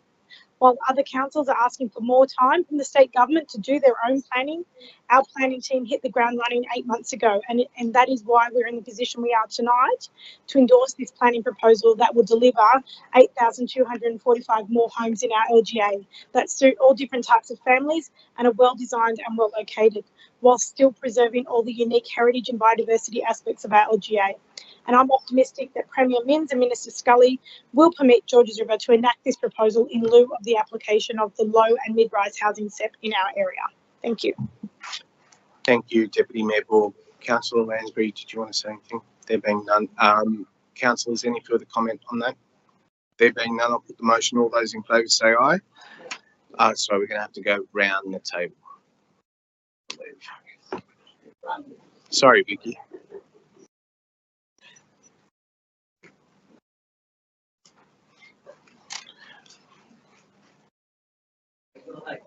I vote in favour. For Mr. Mayor. Madam Deputy Mayor. For. I'm just seeing who's left. Councillor Jamieson. For. Councillor Catras. For. Councillor Lansbury. For. Councillor Marnie. For. Councillor Mort. For. Councillor Symington. For. Councillor Wang. For. That's unanimous. Thank you, Vicky. I declare that carried. Next item on the, I'll just wait for everyone to come back in.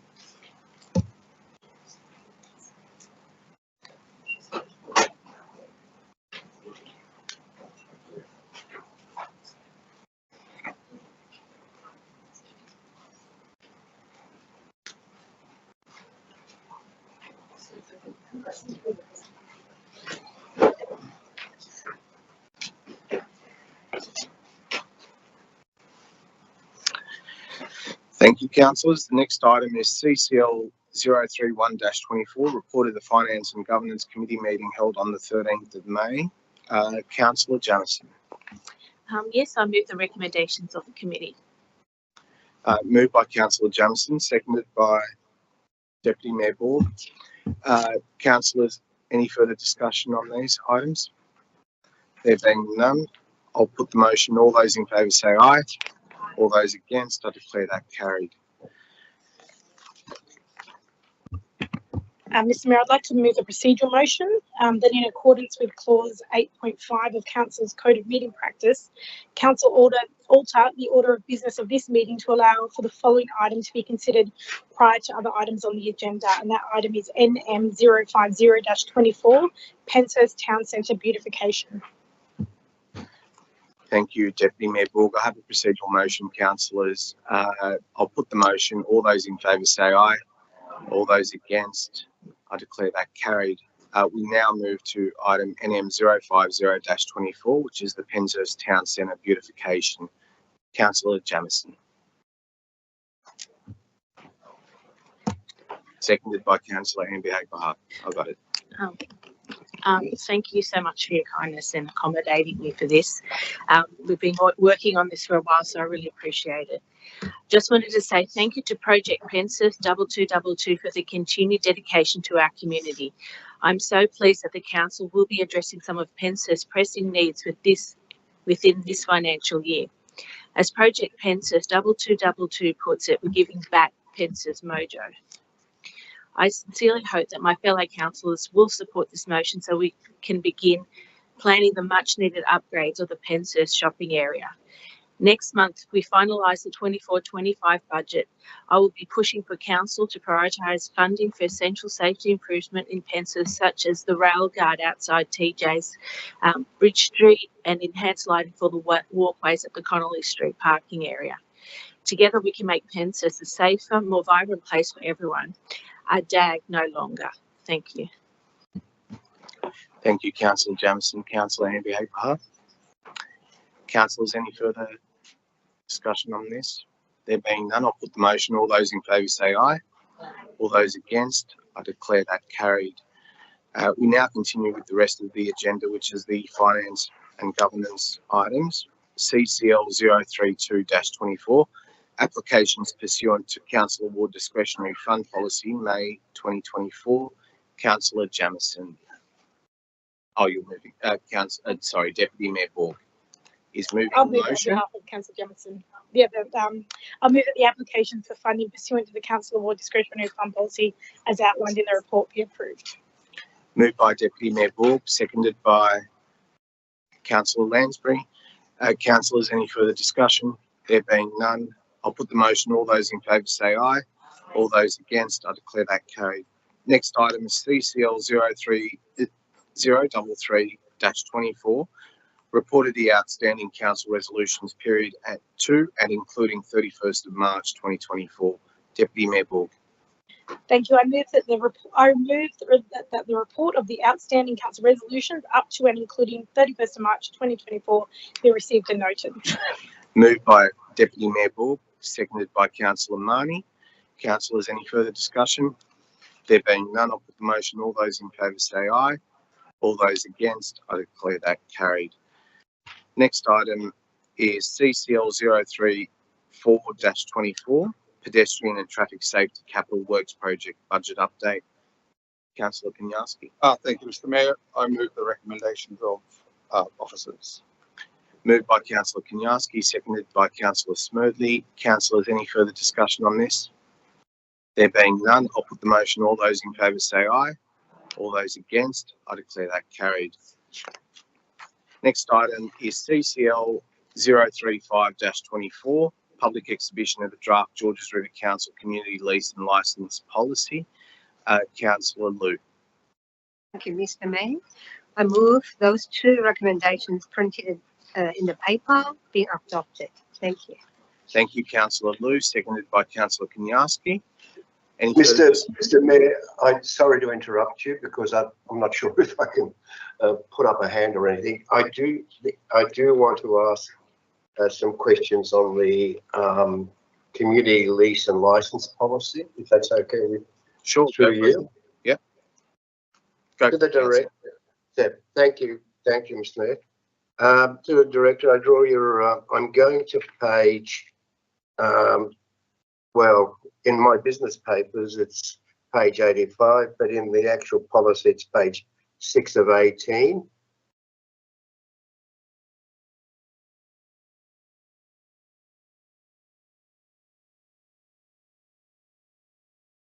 Okay, and what I'm asking is, in the section dealing with type of land, community land, etc., you go to the next page and it's item F, and this has got to do with what's acceptable, and that is for the provision of goods, service facilities and the carrying out of activities appropriate to the current and future needs of the local community.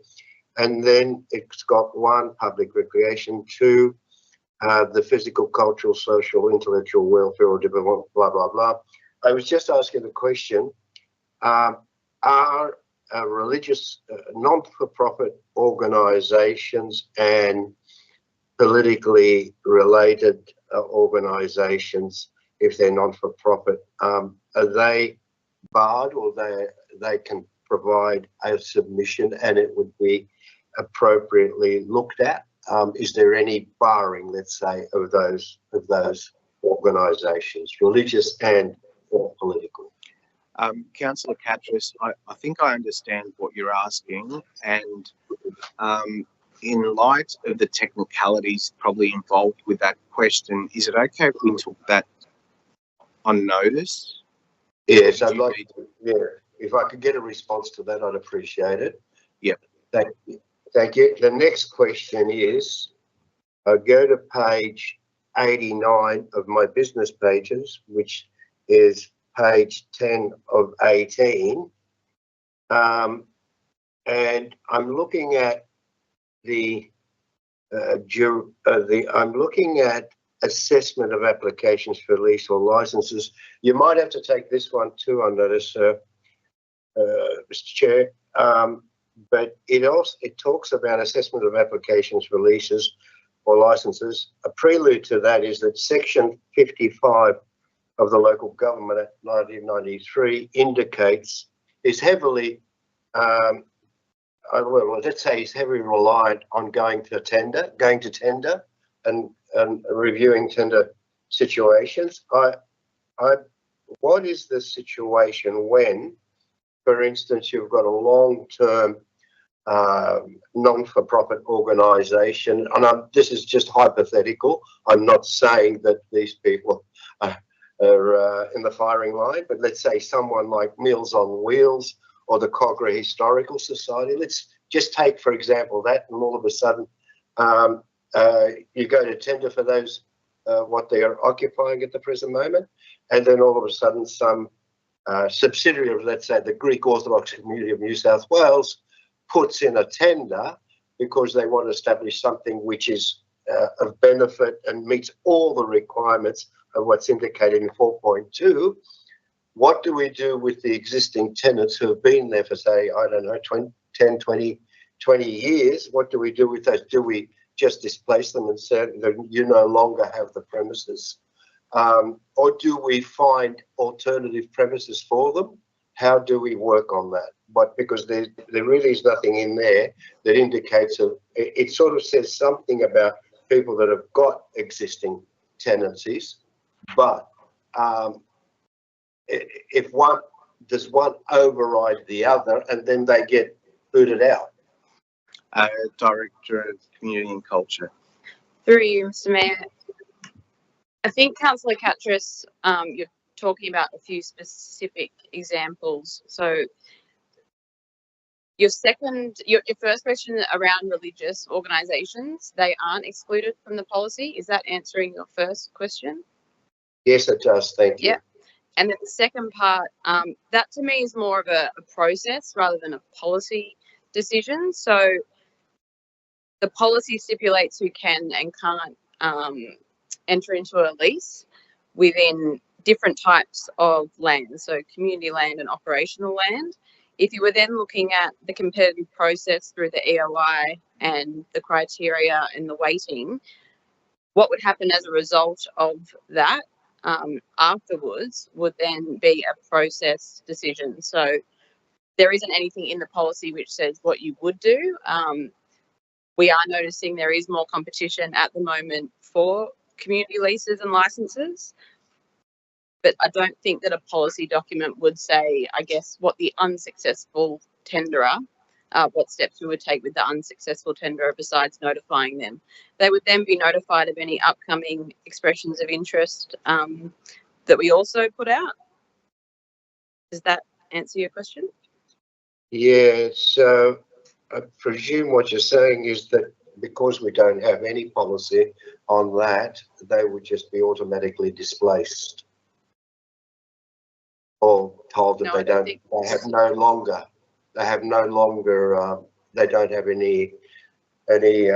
rights to the property anymore. So it would be case by case, and if someone had been in a particular building for a certain period of time, that would be considered with their submission, with their expression of interest over on that particular property. But it is quite hard to answer something so broadly because it is case by case. Well, just a follow-up question. Some of the big, let's say, big organisations have more resources than, let's say, Meals on Wheels or somebody else, like, you know, I won't mention the Historical Society because they've got no issue there, but or not even Meals on Wheels. But are we looking at rent? Let's say, for instance, a larger organisation can provide a huge amount of rent, even though they're a not-for-profit making organisation. Would that play a very important role? Through you, Mr. Chair. So financials aren't always part of the weighting criteria. You would look at other things such as tenure, the service they're providing to the community, how unique or niche that is, and if there was any other like-for-like organisations operating in the same manner within the community. So section 4 of the policy actually talks to the assessment of applications for a lease or license. Yeah, no, that answers my questions. Thank you. Okay, thank Thank you. Thank you. Thank you, Councillor Patras. Councillors, any further questions or comments? There being none, I can. Yes, I have a mover and seconder. Councillors, I'm going to put the motion. All those in favour say aye. All those against, I declare that carried. Now we move to notices of motion. The first notice of motion, which is NM 043-24, donation of artwork created by Dr. Fan Dong Wang. Councillor Liu. Thank you, Mr. May. I think firstly, I wanted to thank you, Mr. Mayor, Councillor Samuel Mayer. You give me the opportunity to open this exhibition during the Lunar New Year celebration period of time of Georgia River Council. So that's where we experience these beautiful artworks, and not only this one. I think more than 10 pieces of artworks from Dr. Fan Dong Wang. And secondly, I wanted to thank you, our Director for Community and Cultural, Mrs. Christy Dott, because there is a kind of a story behind the scene. Once we were watching at the opening at the exhibition on the first day. Because Christy said, those artworks are wonderful, but some of them too big for council. I said, why I can go back and to ask Dr. Wang to donate one smaller one to council. So I think that the things have been started. And of course, I think it really his desire, Dr. Fan Dong Wang wants to donate those kind of artwork to council. And thank you for the manager, Justin, to coordinate all the procedures for the donation, and thank you for the library and museum staff to help with all the paperwork. So I think the one last thing I wanted to emphasize, we all having been listening and watching the public speakers who came into the support Dr. Fan Dong Wang. I think the last thing I wanted to emphasize is why this a dragon figure is so suits us so well. I think that's kind of the dragon figure from the Asian culture and meet the Western culture in here, because our logo use this dragon to represent our passion to lead the community forward. So that's why it's the right timing, the right concept to meet in the Georgia River Council chamber. Thank you so much, Mr. May. Thank you, Councillor Liu. Councillor Kanyarski. I'll second that, Mr. Mayor. Oh, yes, of course. Seconded by Councillor Kanyarski. Any further comments, councillors? There being none, I'll put the motion. All those in favour say aye. All those against, I declare that carried. Next notice of motion is NM 044-24, walking dogs off leash within parks. Seconded, Mr. Mayor. Seconded before it was moved. Well, you put a line on, that's why. No, that's good. That's good that you're getting in early, Councillor Catras. Moved by Councillor Wang, seconded by Councillor Catras. Councillor Wang, floor is yours. Thank you, Mr. Mayor, and thank you, Councillor Catras. So my motion is very straightforward to address the issue of leash dogs and propose installing clear signage across the LGA to ensure residents follow the rules, making enforcement easier for council staff. So several residents have reported the nuisance of leash dogs at Woodwell Park and Camperfield. Councillor Mani has also received complaints about other parks, including Gunners Park in the unleashed section, Olds Park, Otley Park, and Everett Park. So there were even a near-miss dog attack at Camperfield. However, when I asked the residents to formally report these incidents and speak as witnesses tonight, they were quite reluctant to do so. So the reasons are twofold. First, they are unsure about the rules. For example, at the Campfield, there's no signage whatsoever at all. So people don't know for sure if it's an unleashed or off-leash park. Second, residents, they don't want to cause friction with the dog-only neighbors. So clear signage is crucial, establishing the rules for everybody, and is council staff's job during dispute.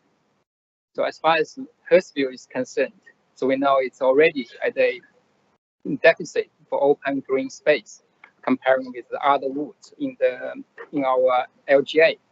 So when this limited space is shared between people and dogs, so I believe the priority must be given to people.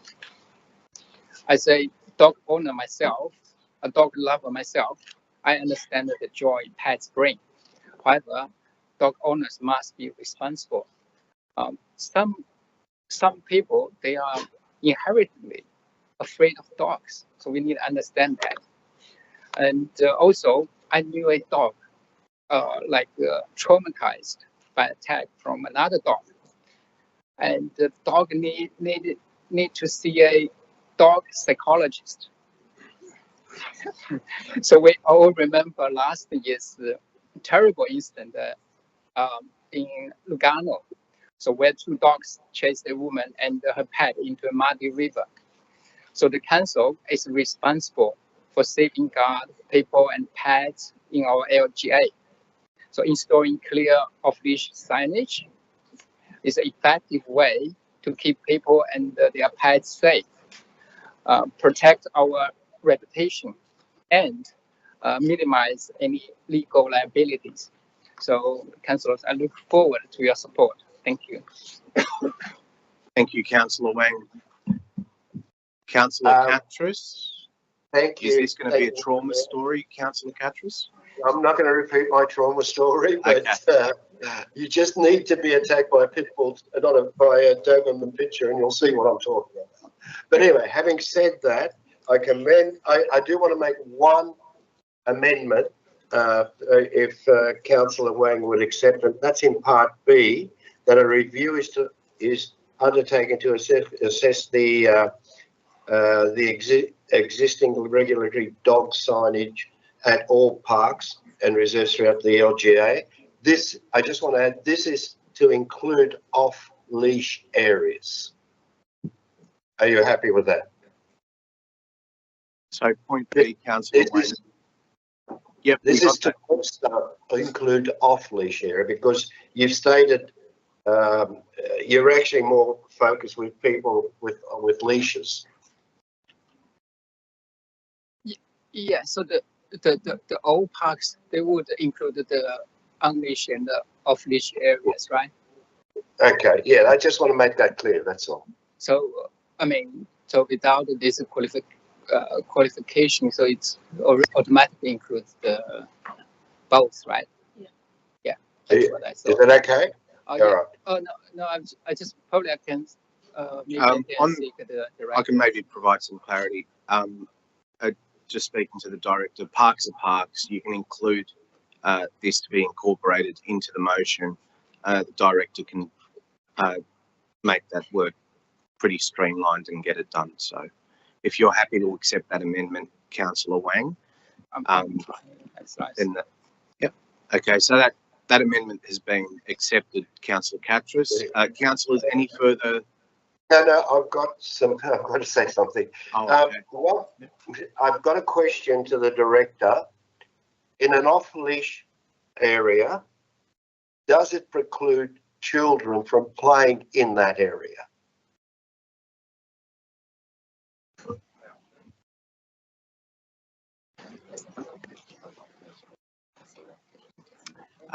That question is being passed on to the Acting Director of Environment and Planning,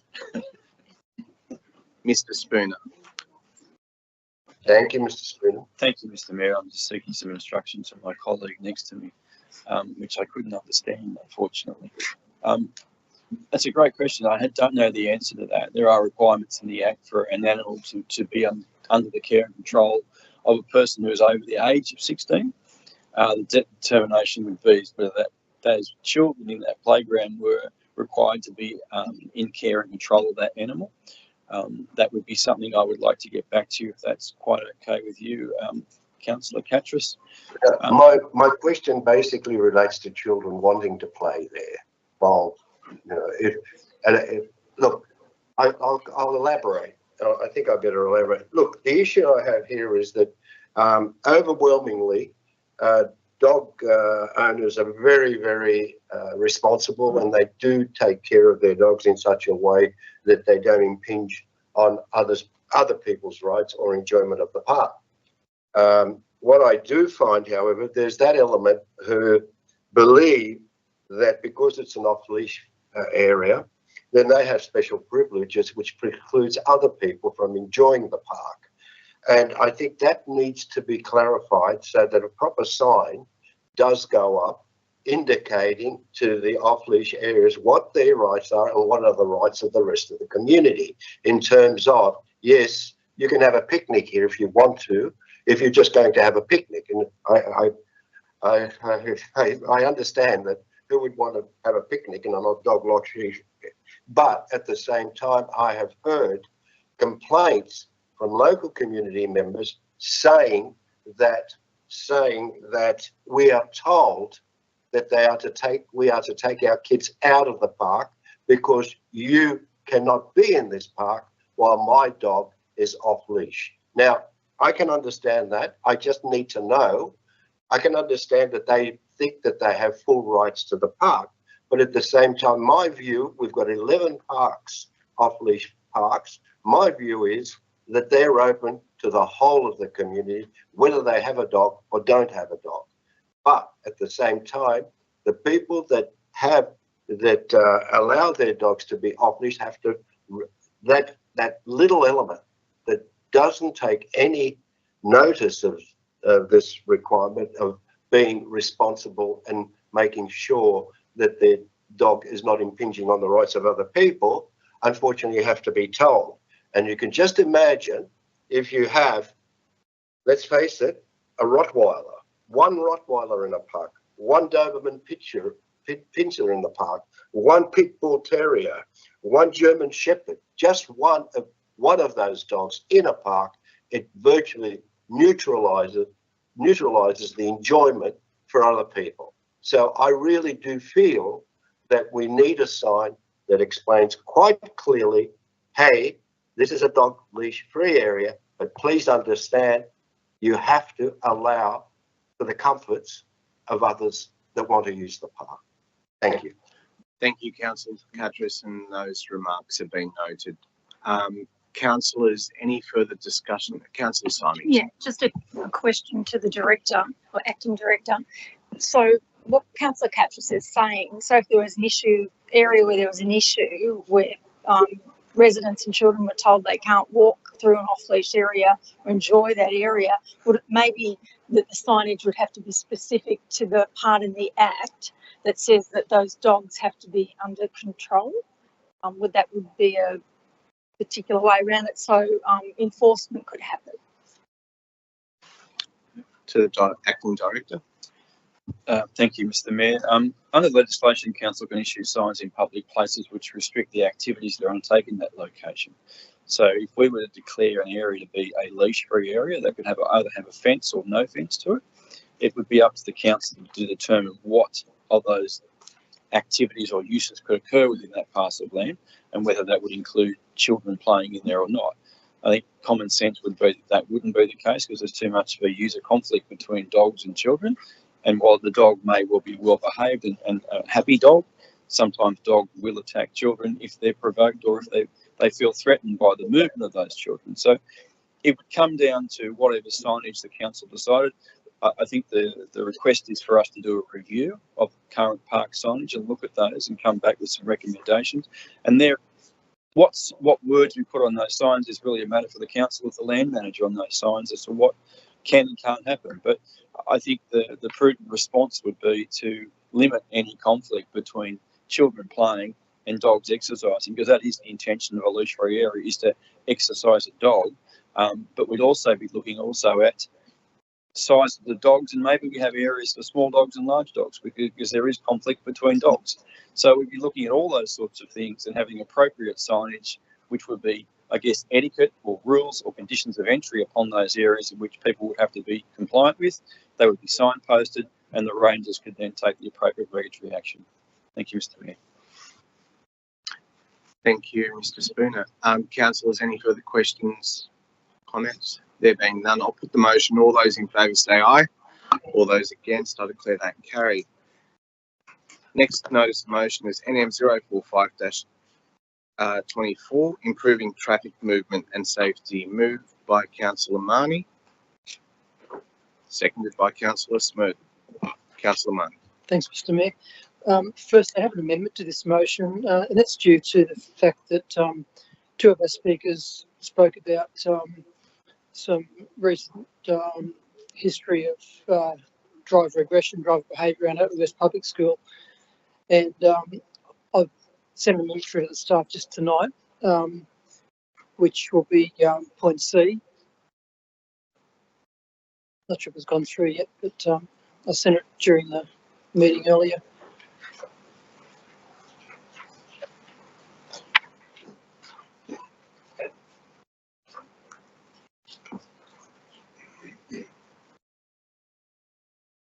Yeah, should I read it out? You can continue, Councillor Marnie, and then that'll be up by the time you finish. Okay.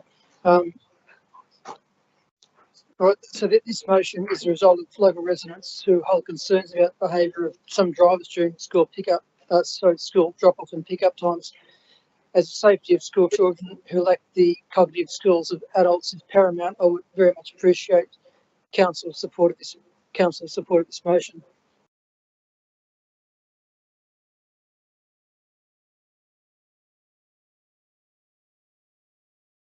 Thank you. That's it. Thank you, Councillor Marnie. Councillor Smedley. No? Any further comments, councillors, on this? We'll just wait for the, oh, sorry, Councillor Smedley. Once that is up, point C, I'll just ask if you're happy with that amendment. Yeah. So we'll just wait for it to be completed by staff.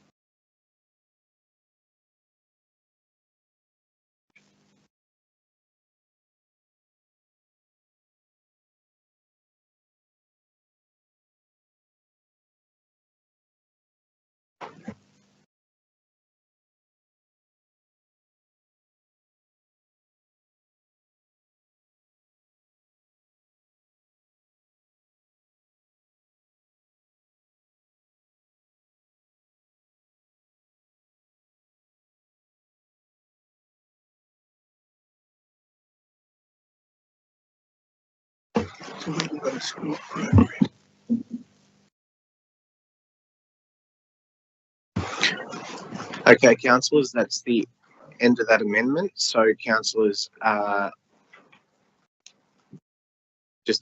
give you a moment to read that, understand what you're voting on.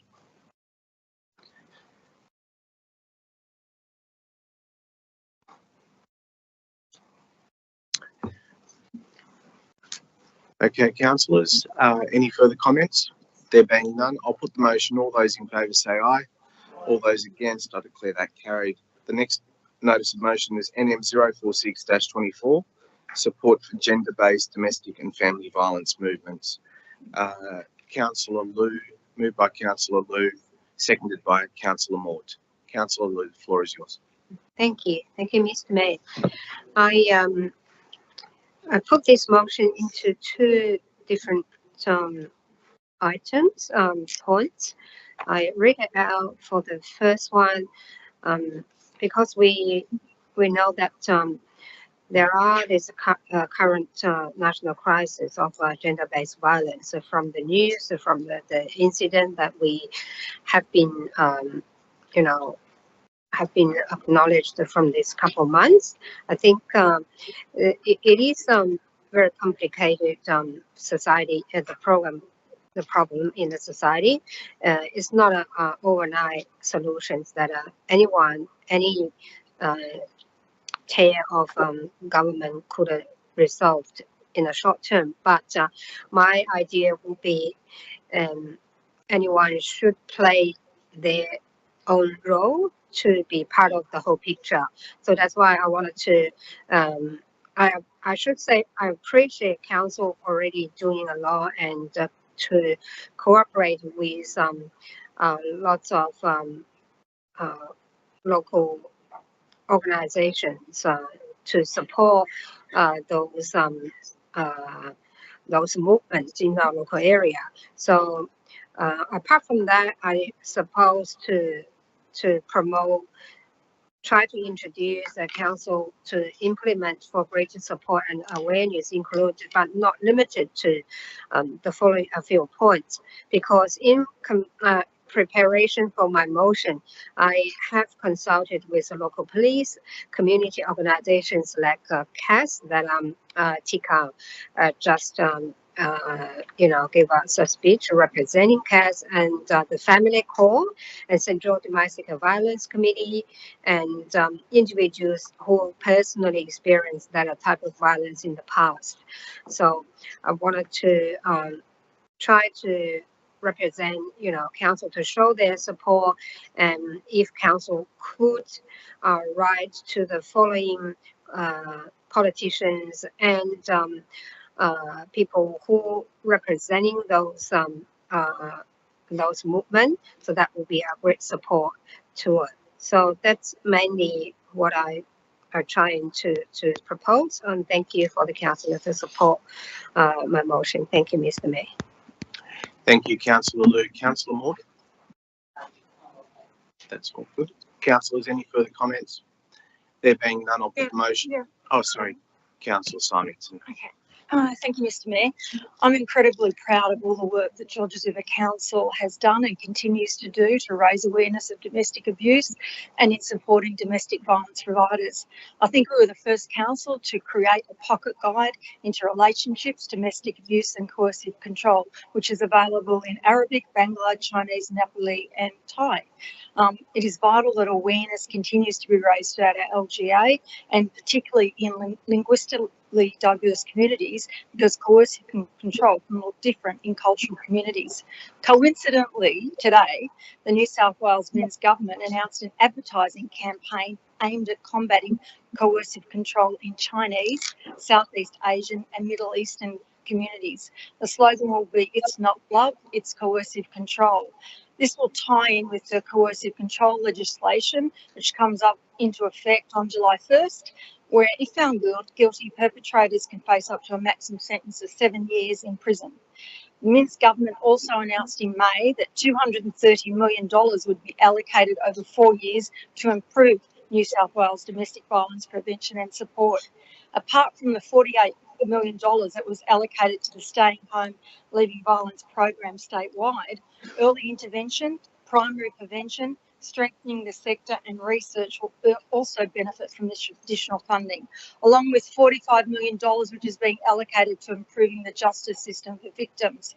In June, perpetrator violence is being tackled with the bail and other legislation amendment bill, domestic violence, which will be debated and proceed through all stages. Considering the recent horrific deaths, this bill will deal with matters such as electric monitoring and red flags that are precursors to intimate partner homicide, such as strangulation and threats and or abuse levelled at a pet. It's always been my view that the key to stopping domestic violence is by breaking the intergenerational cycle, but that's going to take time. And in the meantime, it's imperative that domestic violence victims have quick access to support services so they can leave and feel safe. Access needs to be easier, and this funding, extra funding, will assist. The strengthening of our justice system will protect victim survivors once they have left. They need to know that protections are in place so to stop perpetrators from escalating their abuse. I want to leave you with the words of Janelle Saffin MP, the member for Lismore, which were taken from a speech preceding the heinous crime that took place in her electorate last week, which was the ultimate act of control, the killing of a child. It's not just being a little scared, it's living in terror, and that terror dominates women's lives at the hands of someone who is supposed to be a loving partner. The headlines go on and on. This is predominantly male violence, and it's a problem right across society, and we have to change it. Thank you. Thank you, Councillor Symington. Councillors, any further comments? There being none, I'll put the motion. All those in favour? Excuse me, Mr. Mayor. Sorry, Councillor Lou, go. Thank you, Mr. Mayor, and thank you, Councillor Symington's speech on this, and thank you for Councillor Mort to second my motion. I just want to add on one more thing. It's not a coincidence. I think everything just been pop up at the right timing. I have known that Tika, who just gave us a speech, she been interviewed by the SBS Mandarin and Cantonese radio program just today, been organized by the New South Wales Department of Community and Justice in that campaign that just Councillor Symington just spoke about it. So thank you so much, Mr. Mayor. Thank you, Councillor Lou. Councillors, I'll put the motion. All those in favour say aye. All those against, I declare that carried. Next motion is NM 047-24, waste bin collection services. Moved by Councillor Wang. Seconded by Councillor Mort. Councillor Wang, the floor is yours. Okay, thank you, Ms. Mayor.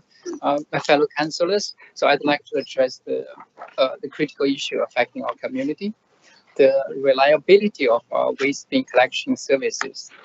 So recently we have seen a troubling increase in missed collections, causing inconvenience and posing public health risks. So you have heard from the public speaker, our local business owner, highlighting the urgency of this matter. Catherine's experience is not an isolated incident. It reflects a broader issue affecting other businesses and residents as their representatives. So we have a duty to ensure these problems are promptly and effectively addressed. I would like to thank Mr. Andrew Spooner for taking my calls over the weekends and swiftly resolving these issues. However, so we need to do better and address the root cause. So this motion calls for investigation, assessment, and programmatic solutions to these complex issues. A recent survey conducted by researchers from Australia Catholic University and ANU found that 70% of Australians believe local government should focus on its traditional responsibilities, roads, rates, and rubbish. However, 90% of respondents also believe councils should advocate for the community, reflect community values, and deliver services contributing to a fairer and healthier society. So this small rubbish crisis serves as a sober reminder of how we must balance our core responsibilities with the expanding demands for our roads. By addressing these immediate waste collection issues, we reaffirm our commitment to the foundational 3 Rs, while also fulfilling our broader obligations to the community. As we transition into a new waste contract, there's no better time for the council to address this issue head-on and prepare for the new contract in September this year. It's also a timely reminder to the public of the upcoming new way of waste collection and the potential interruption of services. So I urge you all to support this motion. Together, we can enhance the quality of lives for our community, protect public health, and ensure our residents and businesses receive the high quality waste management service they deserve. Thank you. Thank you, Councillor Wang. Councillor Moore? No? Councillors, any further comments? Councillor Kaniarski. Just to make one comment. So just on the missing of bins, I've lived in the previously Hurstville Council and currently Georges River Council, and in excess of 30 years. And I can say that my bins have been missed once in 30 years. So I suspect that percentage of missed bins wouldn't be very much. On that, I understand as well that there has been some union movements within the waste collection industry. There are people that have, what's the term? Stop work, yeah. And they just leave the job. Industrial action. That's it. Yeah, industrial action over the last couple of months. So that may explain as to why some of them were missing. But anyway, we'll put this motion forward. Any further comments, councillors? There being none, I'll put the motion. All those in favour say aye. All those against, I declare that carried. Thank you. Next item is NM 048-24, traffic study in Penshurst. Councillor Smerdley. Moved by Councillor Smerdley, seconded by Councillor Amby-Haber. Please move an amendment to the notice of motion. Sure. Yeah. So the hearing out from the speakers tonight, I think one of the major issues that of concern, and also talking to Project Penshurst, was about safety at that particular intersection. What I'd like to propose is add another 2 intersections, and I'm happy to get some advice through you, Mr. Mayor, to the Director around the scope of the investigation that's currently indicated in the motion. So what I wanted to add is 2 intersections. One is Bridge Street and Connolly Street, which is outside of IGA. And then be more specific that the intersection of Penshurst Street and Bridge Street also be reviewed. This is really precipitating from some of the concerns around safety at that intersection and that precinct, generally speaking. I would presume that this notice of motion would be very helpful for the purposes of looking at funding for potentially guardrails at that particular precinct. Okay, Councillor Amby-Haber, I might just get you to at first 15 minutes to go. Councillor Smerdley, are you happy? Yeah, I'm happy with you're happy with that. So we might, just for the ease of assisting staff. You got to write it down. Take it. Yep, that'd be. Yep, would you be able to send that through to staff, Councillor Amby-Haber, in writing? But I'll allow the mover of the original motion to speak to the motion first. Thank you, Mr. Mayor. This motion is quite straightforward. The main reason for this motion, the court, is it's just all about safety, Mr. Mayor. We as council, we've heard tonight plenty of feedback on this intersection, including on, particularly on its safety concerns. We need to conduct a safety study, a traffic study for us as a council to identify and include the safety measures to protect our residents and visitors to Penshurst, which can possibly start with bollards in front of TJ's as being a great start. As someone who frequents Penshurst, like many of us in this chamber, this area can be a nightmare, particularly during peak hour traffic. It's essentially cars, buses and pedestrians all moving in somewhat of a controlled chaos, waiting for an accident to happen.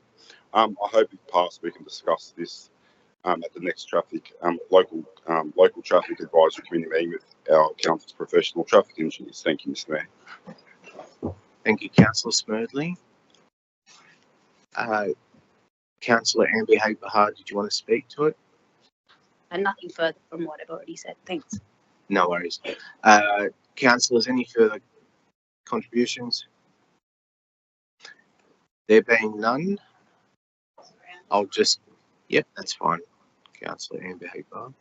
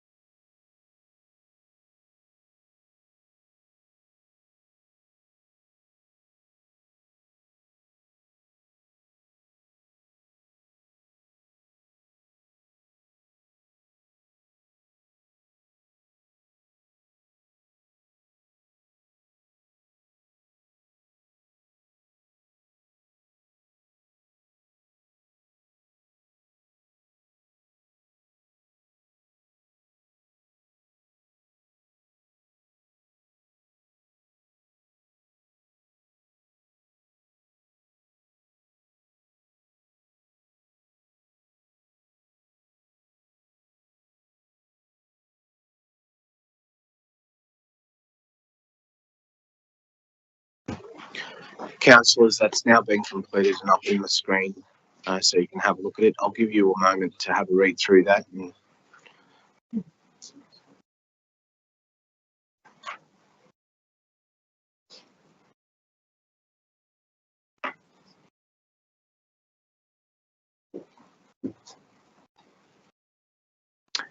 okay, councillors, I'll put the motion now. Question, please. Councillor, can you ask me? Sorry. Sorry, Mr. Mayor, for that late question. Just to the director, will that cost any extra? Through you, Mr. Mayor, I understand that the report outlined that any resolution would be considered as a budget submission, so it would be considered in the June adoption of the budget. That's the intent. So it would cost more, I understand, and we'll capture that and report that for consideration in June. Thank you. Thank you. Councillors, any further questions? There being none, I'll put the motion. All those in favour say aye. All those against, I declare that carried. The next notice of motion is NM 049-24, replacement of regulatory signs in parks. Moved by Councillor Liu, seconded by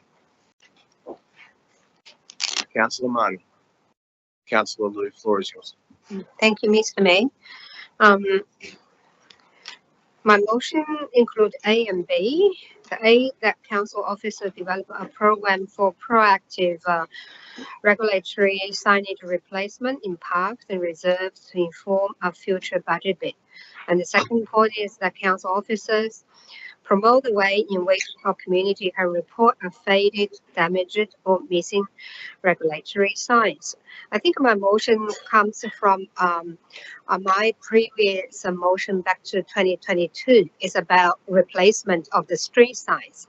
I think that one we acknowledge the successful that the council has been doing for that program, and we know that council has been to replace those damaged street signs for within this budget year, and put out a 5-year program budget to doing that.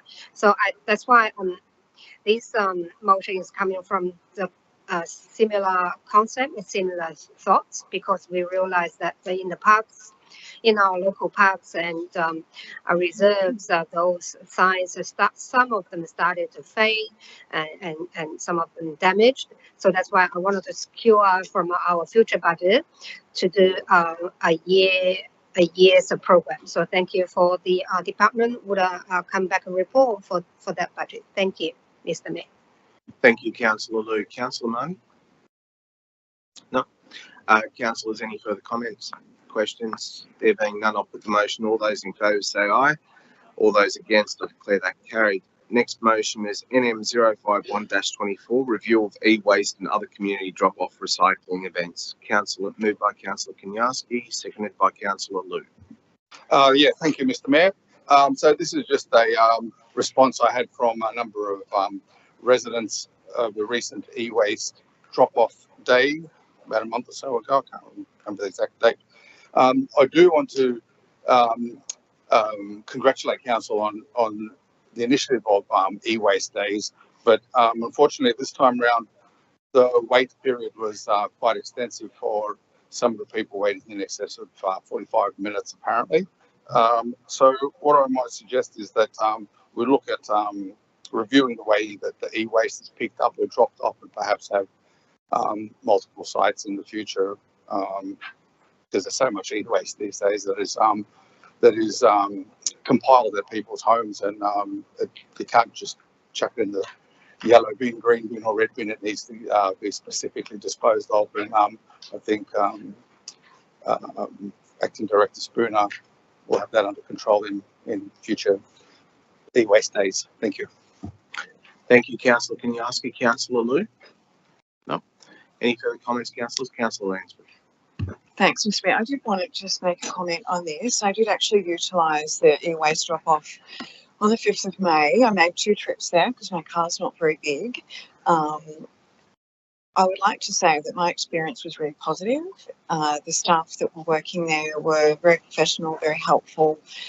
Yes, there were a few cars in ahead of me, but you know, I managed to make 2 trips within half an hour, which I think was pretty impressive. We're actually the last car of the day, the second time round. Obviously, there is demand for these sorts of options to drop off e-waste, and I think the combination perhaps of having cardboard, which I'm guilty, I had outdoor furniture delivered that I had quite a bit of excess cardboard, hence the second trip back. Perhaps that might have added to the issue. There seemed to be a lot of people dropping off a lot of TVs, things like that, which were pretty quick. But, you know, I just wanted to add my bit to say that I thought it was very well run, and I was very grateful for the opportunity of being able to do it. It saved me a trip down to Rockdale to drop off cardboard down there. So perhaps, you know, obviously it gets down to budget constraints, but perhaps if there's an option of either more frequently, or we split them, or we provide a capacity to our residents to drop off things like cardboard locally rather than having to leave the LGA, because let's face it, our yellow bins don't take boxes. You can break them up, but that can actually fill your whole bin if you've had one thing delivered. But, you know, I just wanted to add that my experience was really positive, and I, you know, would like to see them perhaps operate more frequently if you know, budget permitting, but you know, it was well operated in my view anyway. Indeed. Thank you, Councillor Lansbury. Councillors, any further comments? There being none, I'll put the motion. All those in favour say aye. All those against, I declare that carried. Next item on the agenda is NM 052-24, increased speed enforcement patrols. Moved by Councillor Marnie, seconded by Councillor Moore.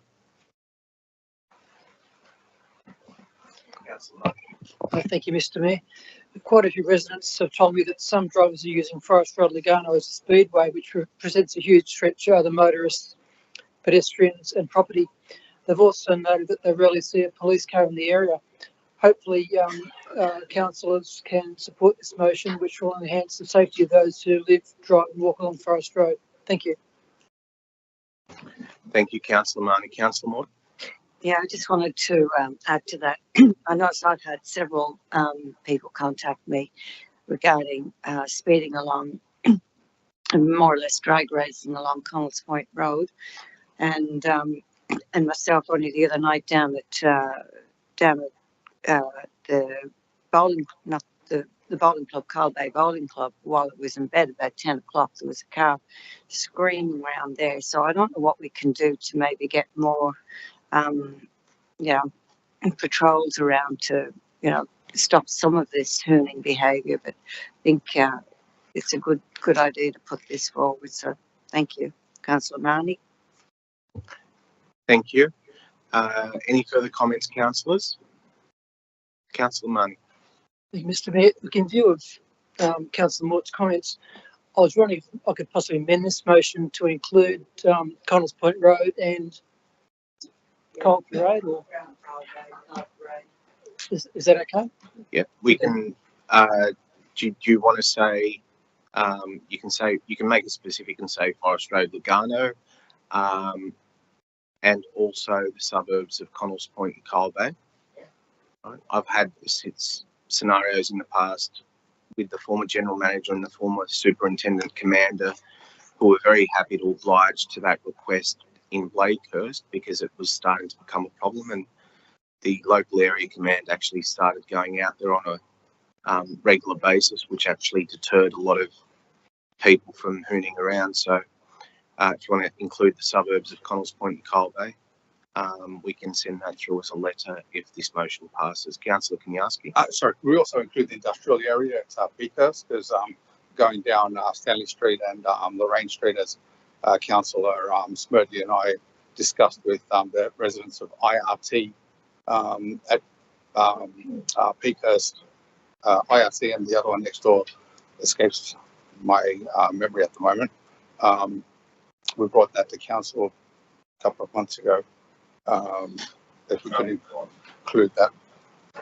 Thank you. So is it, do you want to just give the specific? Stanley Street and Lorraine Street. Stanley Street and Lorraine Street, Peakhurst. Councillor Marnie, are you happy with that? Yeah, that's fine. Thank That's fine. Councillor Mort, you happy with that? Can I also add to that? This seems we're going Well, through the it's- streets of the LGA. I think if we specify it to suburbs, it may Yeah. make it a little bit easier. Paris Park is a major one along Carlton Crescent. I think if we can include that, that'd be much appreciated. Seems to be a problem just in Peakhurst Ward and Blakehurst Ward. Who's selling them these cars? There's been an addition to that. We might add point I, 2I, 3I, 4I, just to make it easier to follow. The increased speed enforcement patrols be implemented along I, Forest Road, Lugano, 2I, Stanley Street and Lorraine Street, Peakhurst.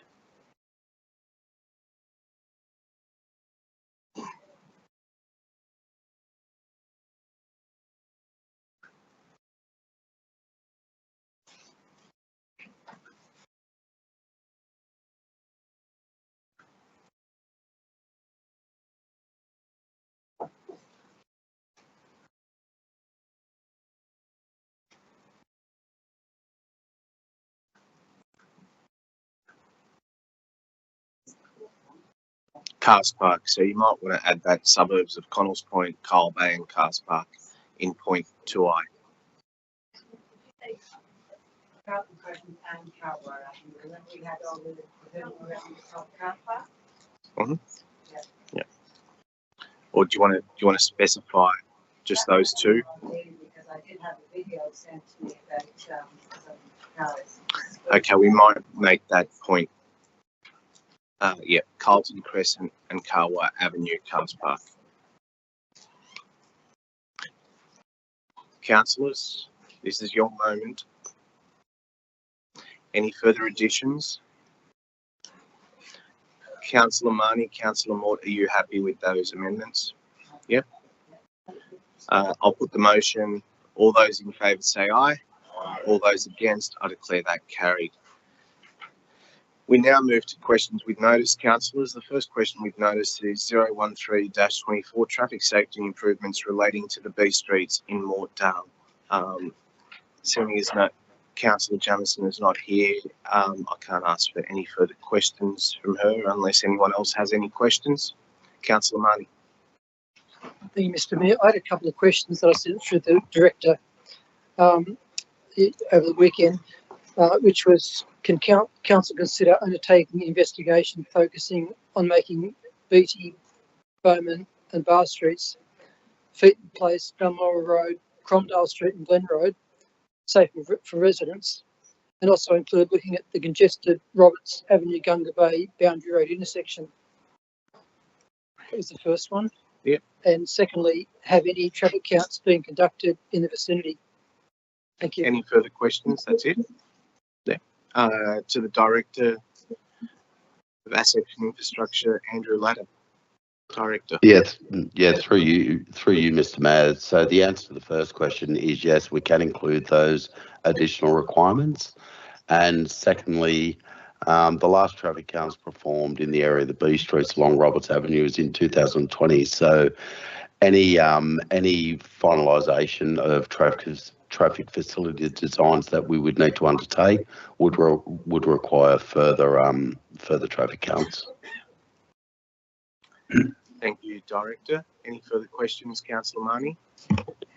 No, Mr. Mayor. Thank you. That's it. Deputy Mayor Bourke.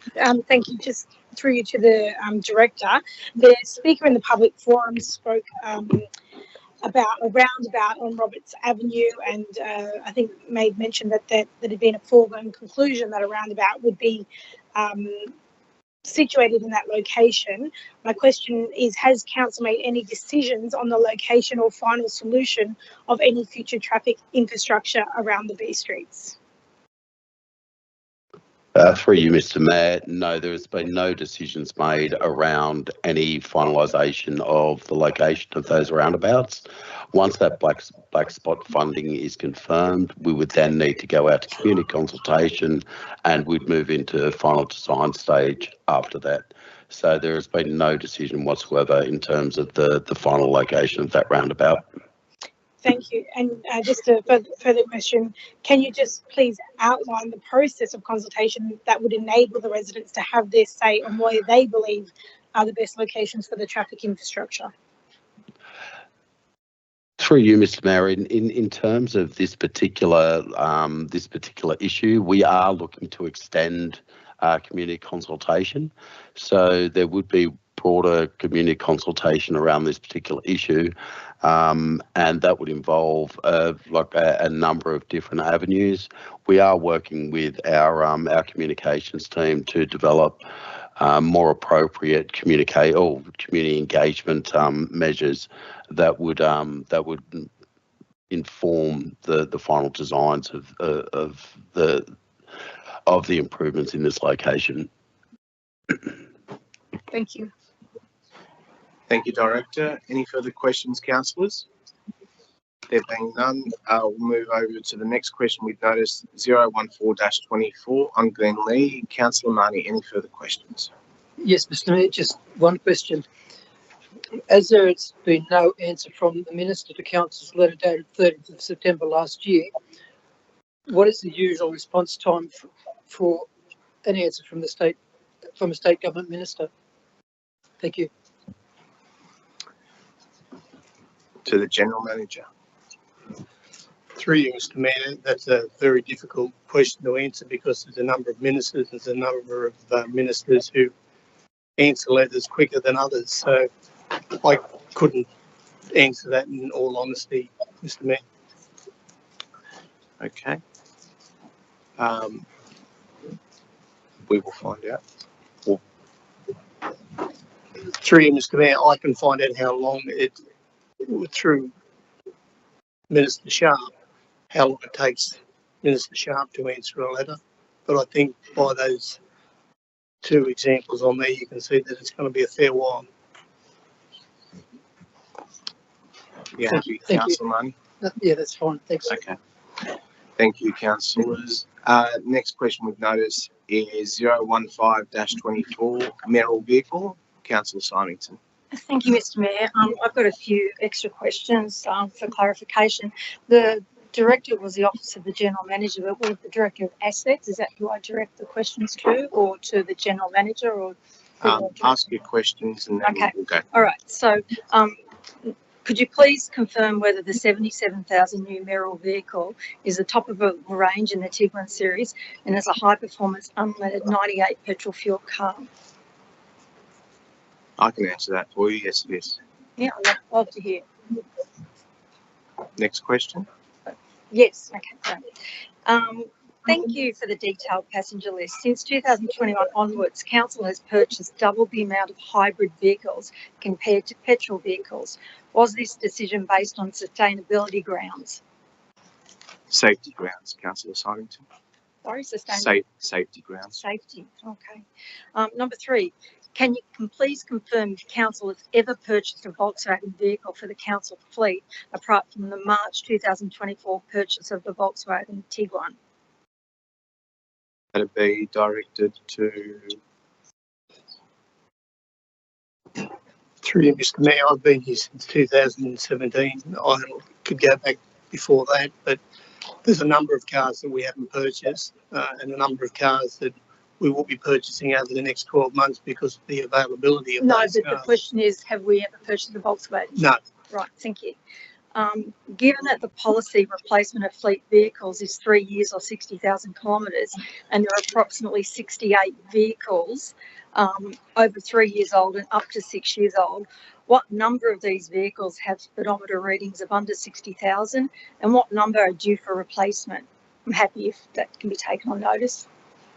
Well, through Mr. Mayor, we'd have to take the question on notice. Okay. I've just got 3 more. In 2023, 2 hybrid Toyota Corolla vehicles were purchased for the fleet. Given that the Merrill term ends in September and the Tiguan was purchased in March, why was one of these not utilised considering there was only 6 months left of the term to go? Councillor Symington, because it's not a personal vehicle, it's a vehicle for the council. So any vehicle remains within council thereafter. No, I have to differ with that because the previous mayor used a hybrid vehicle that took from the fleet and that was taken home. So what's the difference there? Sorry, I don't understand that. I don't know if you, It came from the pool. Councillor Symington, the vehicle, to my understanding, is changed every 3 or so years, according to the term, according to what we've heard. The term for mayoralty occurs every 2 years. Elections are September. Ultimately, that vehicle is for the office of mayor or to the organisation as a council. Councillor Elmira is no longer here and no longer mayor. He doesn't have access to the vehicle. Right. Okay. My next question: why was a Hyundai hybrid Santa Fe that was in stock not purchased? Safety reasons. Safety. Oh, okay. Great. It's very enlightening. Why couldn't council just go and buy a hybrid vehicle from any dealer that had one in stock, saving thousands of dollars, and it would be a sustainable addition to the fleet? Councillor, repeat that question. Why couldn't council just go and buy a hybrid vehicle available from any dealer that had one in stock? I believe that question has been answered in the questions that you've submitted. Thank you for the enlightening answer. I'm sure you've had fun, Councillor. Councillors, any further questions? No? We now move to questions with no notice. Questions with no notice asked at the Finance and Governance Committee meeting on the 13th of May. Councillor Symington, anything further on that one? No? Thank you. Councillors, now we move into, we have one item in confidential, and I've just got to get to that element.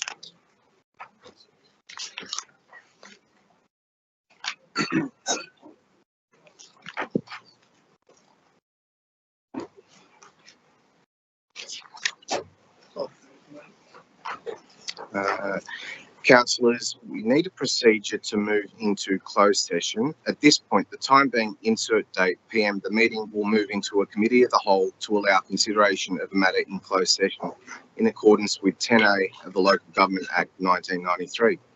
Then in accordance with Section 10A, Clause 2 of the Local Government Act 1993, Council enter into closed session to discuss CCL 020A-24, review of the performance of the General Manager. That in accordance with the provisions of Part 1 of Chapter 4 of the Local Government Act 1993, the matters dealt with in this report be considered in closed meeting at which the press and public are excluded. In accordance with Section 10A(2)(a), it is considered that the matter deals with personal matters concerning particular individuals other than councillors. Accordingly, members of the press and public are excluded from the closed session, and access to the correspondence and reports relating to the items considered during the course of the closed session will be withheld. I will ask the General Manager if there have been any written representations of objection from the public on this procedure, on this motion. Through you, Mr. Mayor. No, there hasn't. There has. Councillors, I require a procedural motion to move into closed session. I have that procedural motion by Councillor Smerdley. I don't need a seconder for a procedural motion. So at this point, I want to thank the public for joining us tonight. Thank you all. Thank you to the Lions again for everything that you've done in our community, and also to the members of public that have joined us tonight. Councillors, I have a procedural motion by Councillor Smerdley, so I'll put the motion. All those in favour say aye. Aye. All those against, I declare that carried.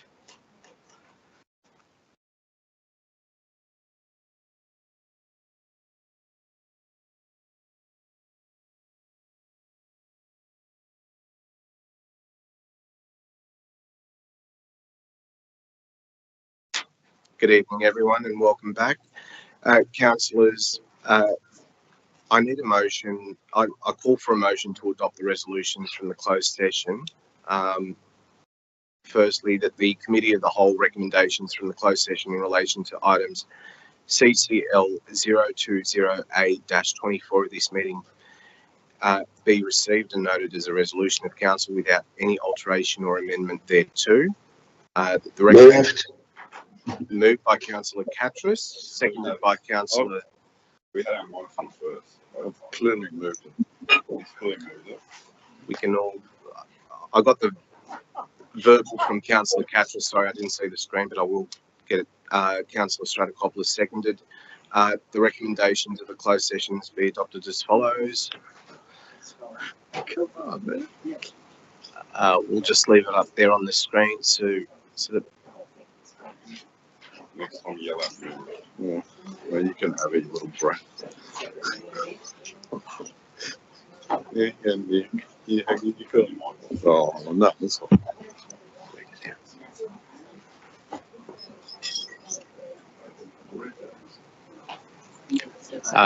The moving of that motion was Councillor Catras, Councillor Stratokopoulos, correct. Councillors, I'll put the motion. All those in favour say aye. All those against, I declare that carried unanimously. Thank you, councillors. There being no other business on the agenda, I declare the meeting closed at 10:33 p.m. Thank you, Mr. Mayor.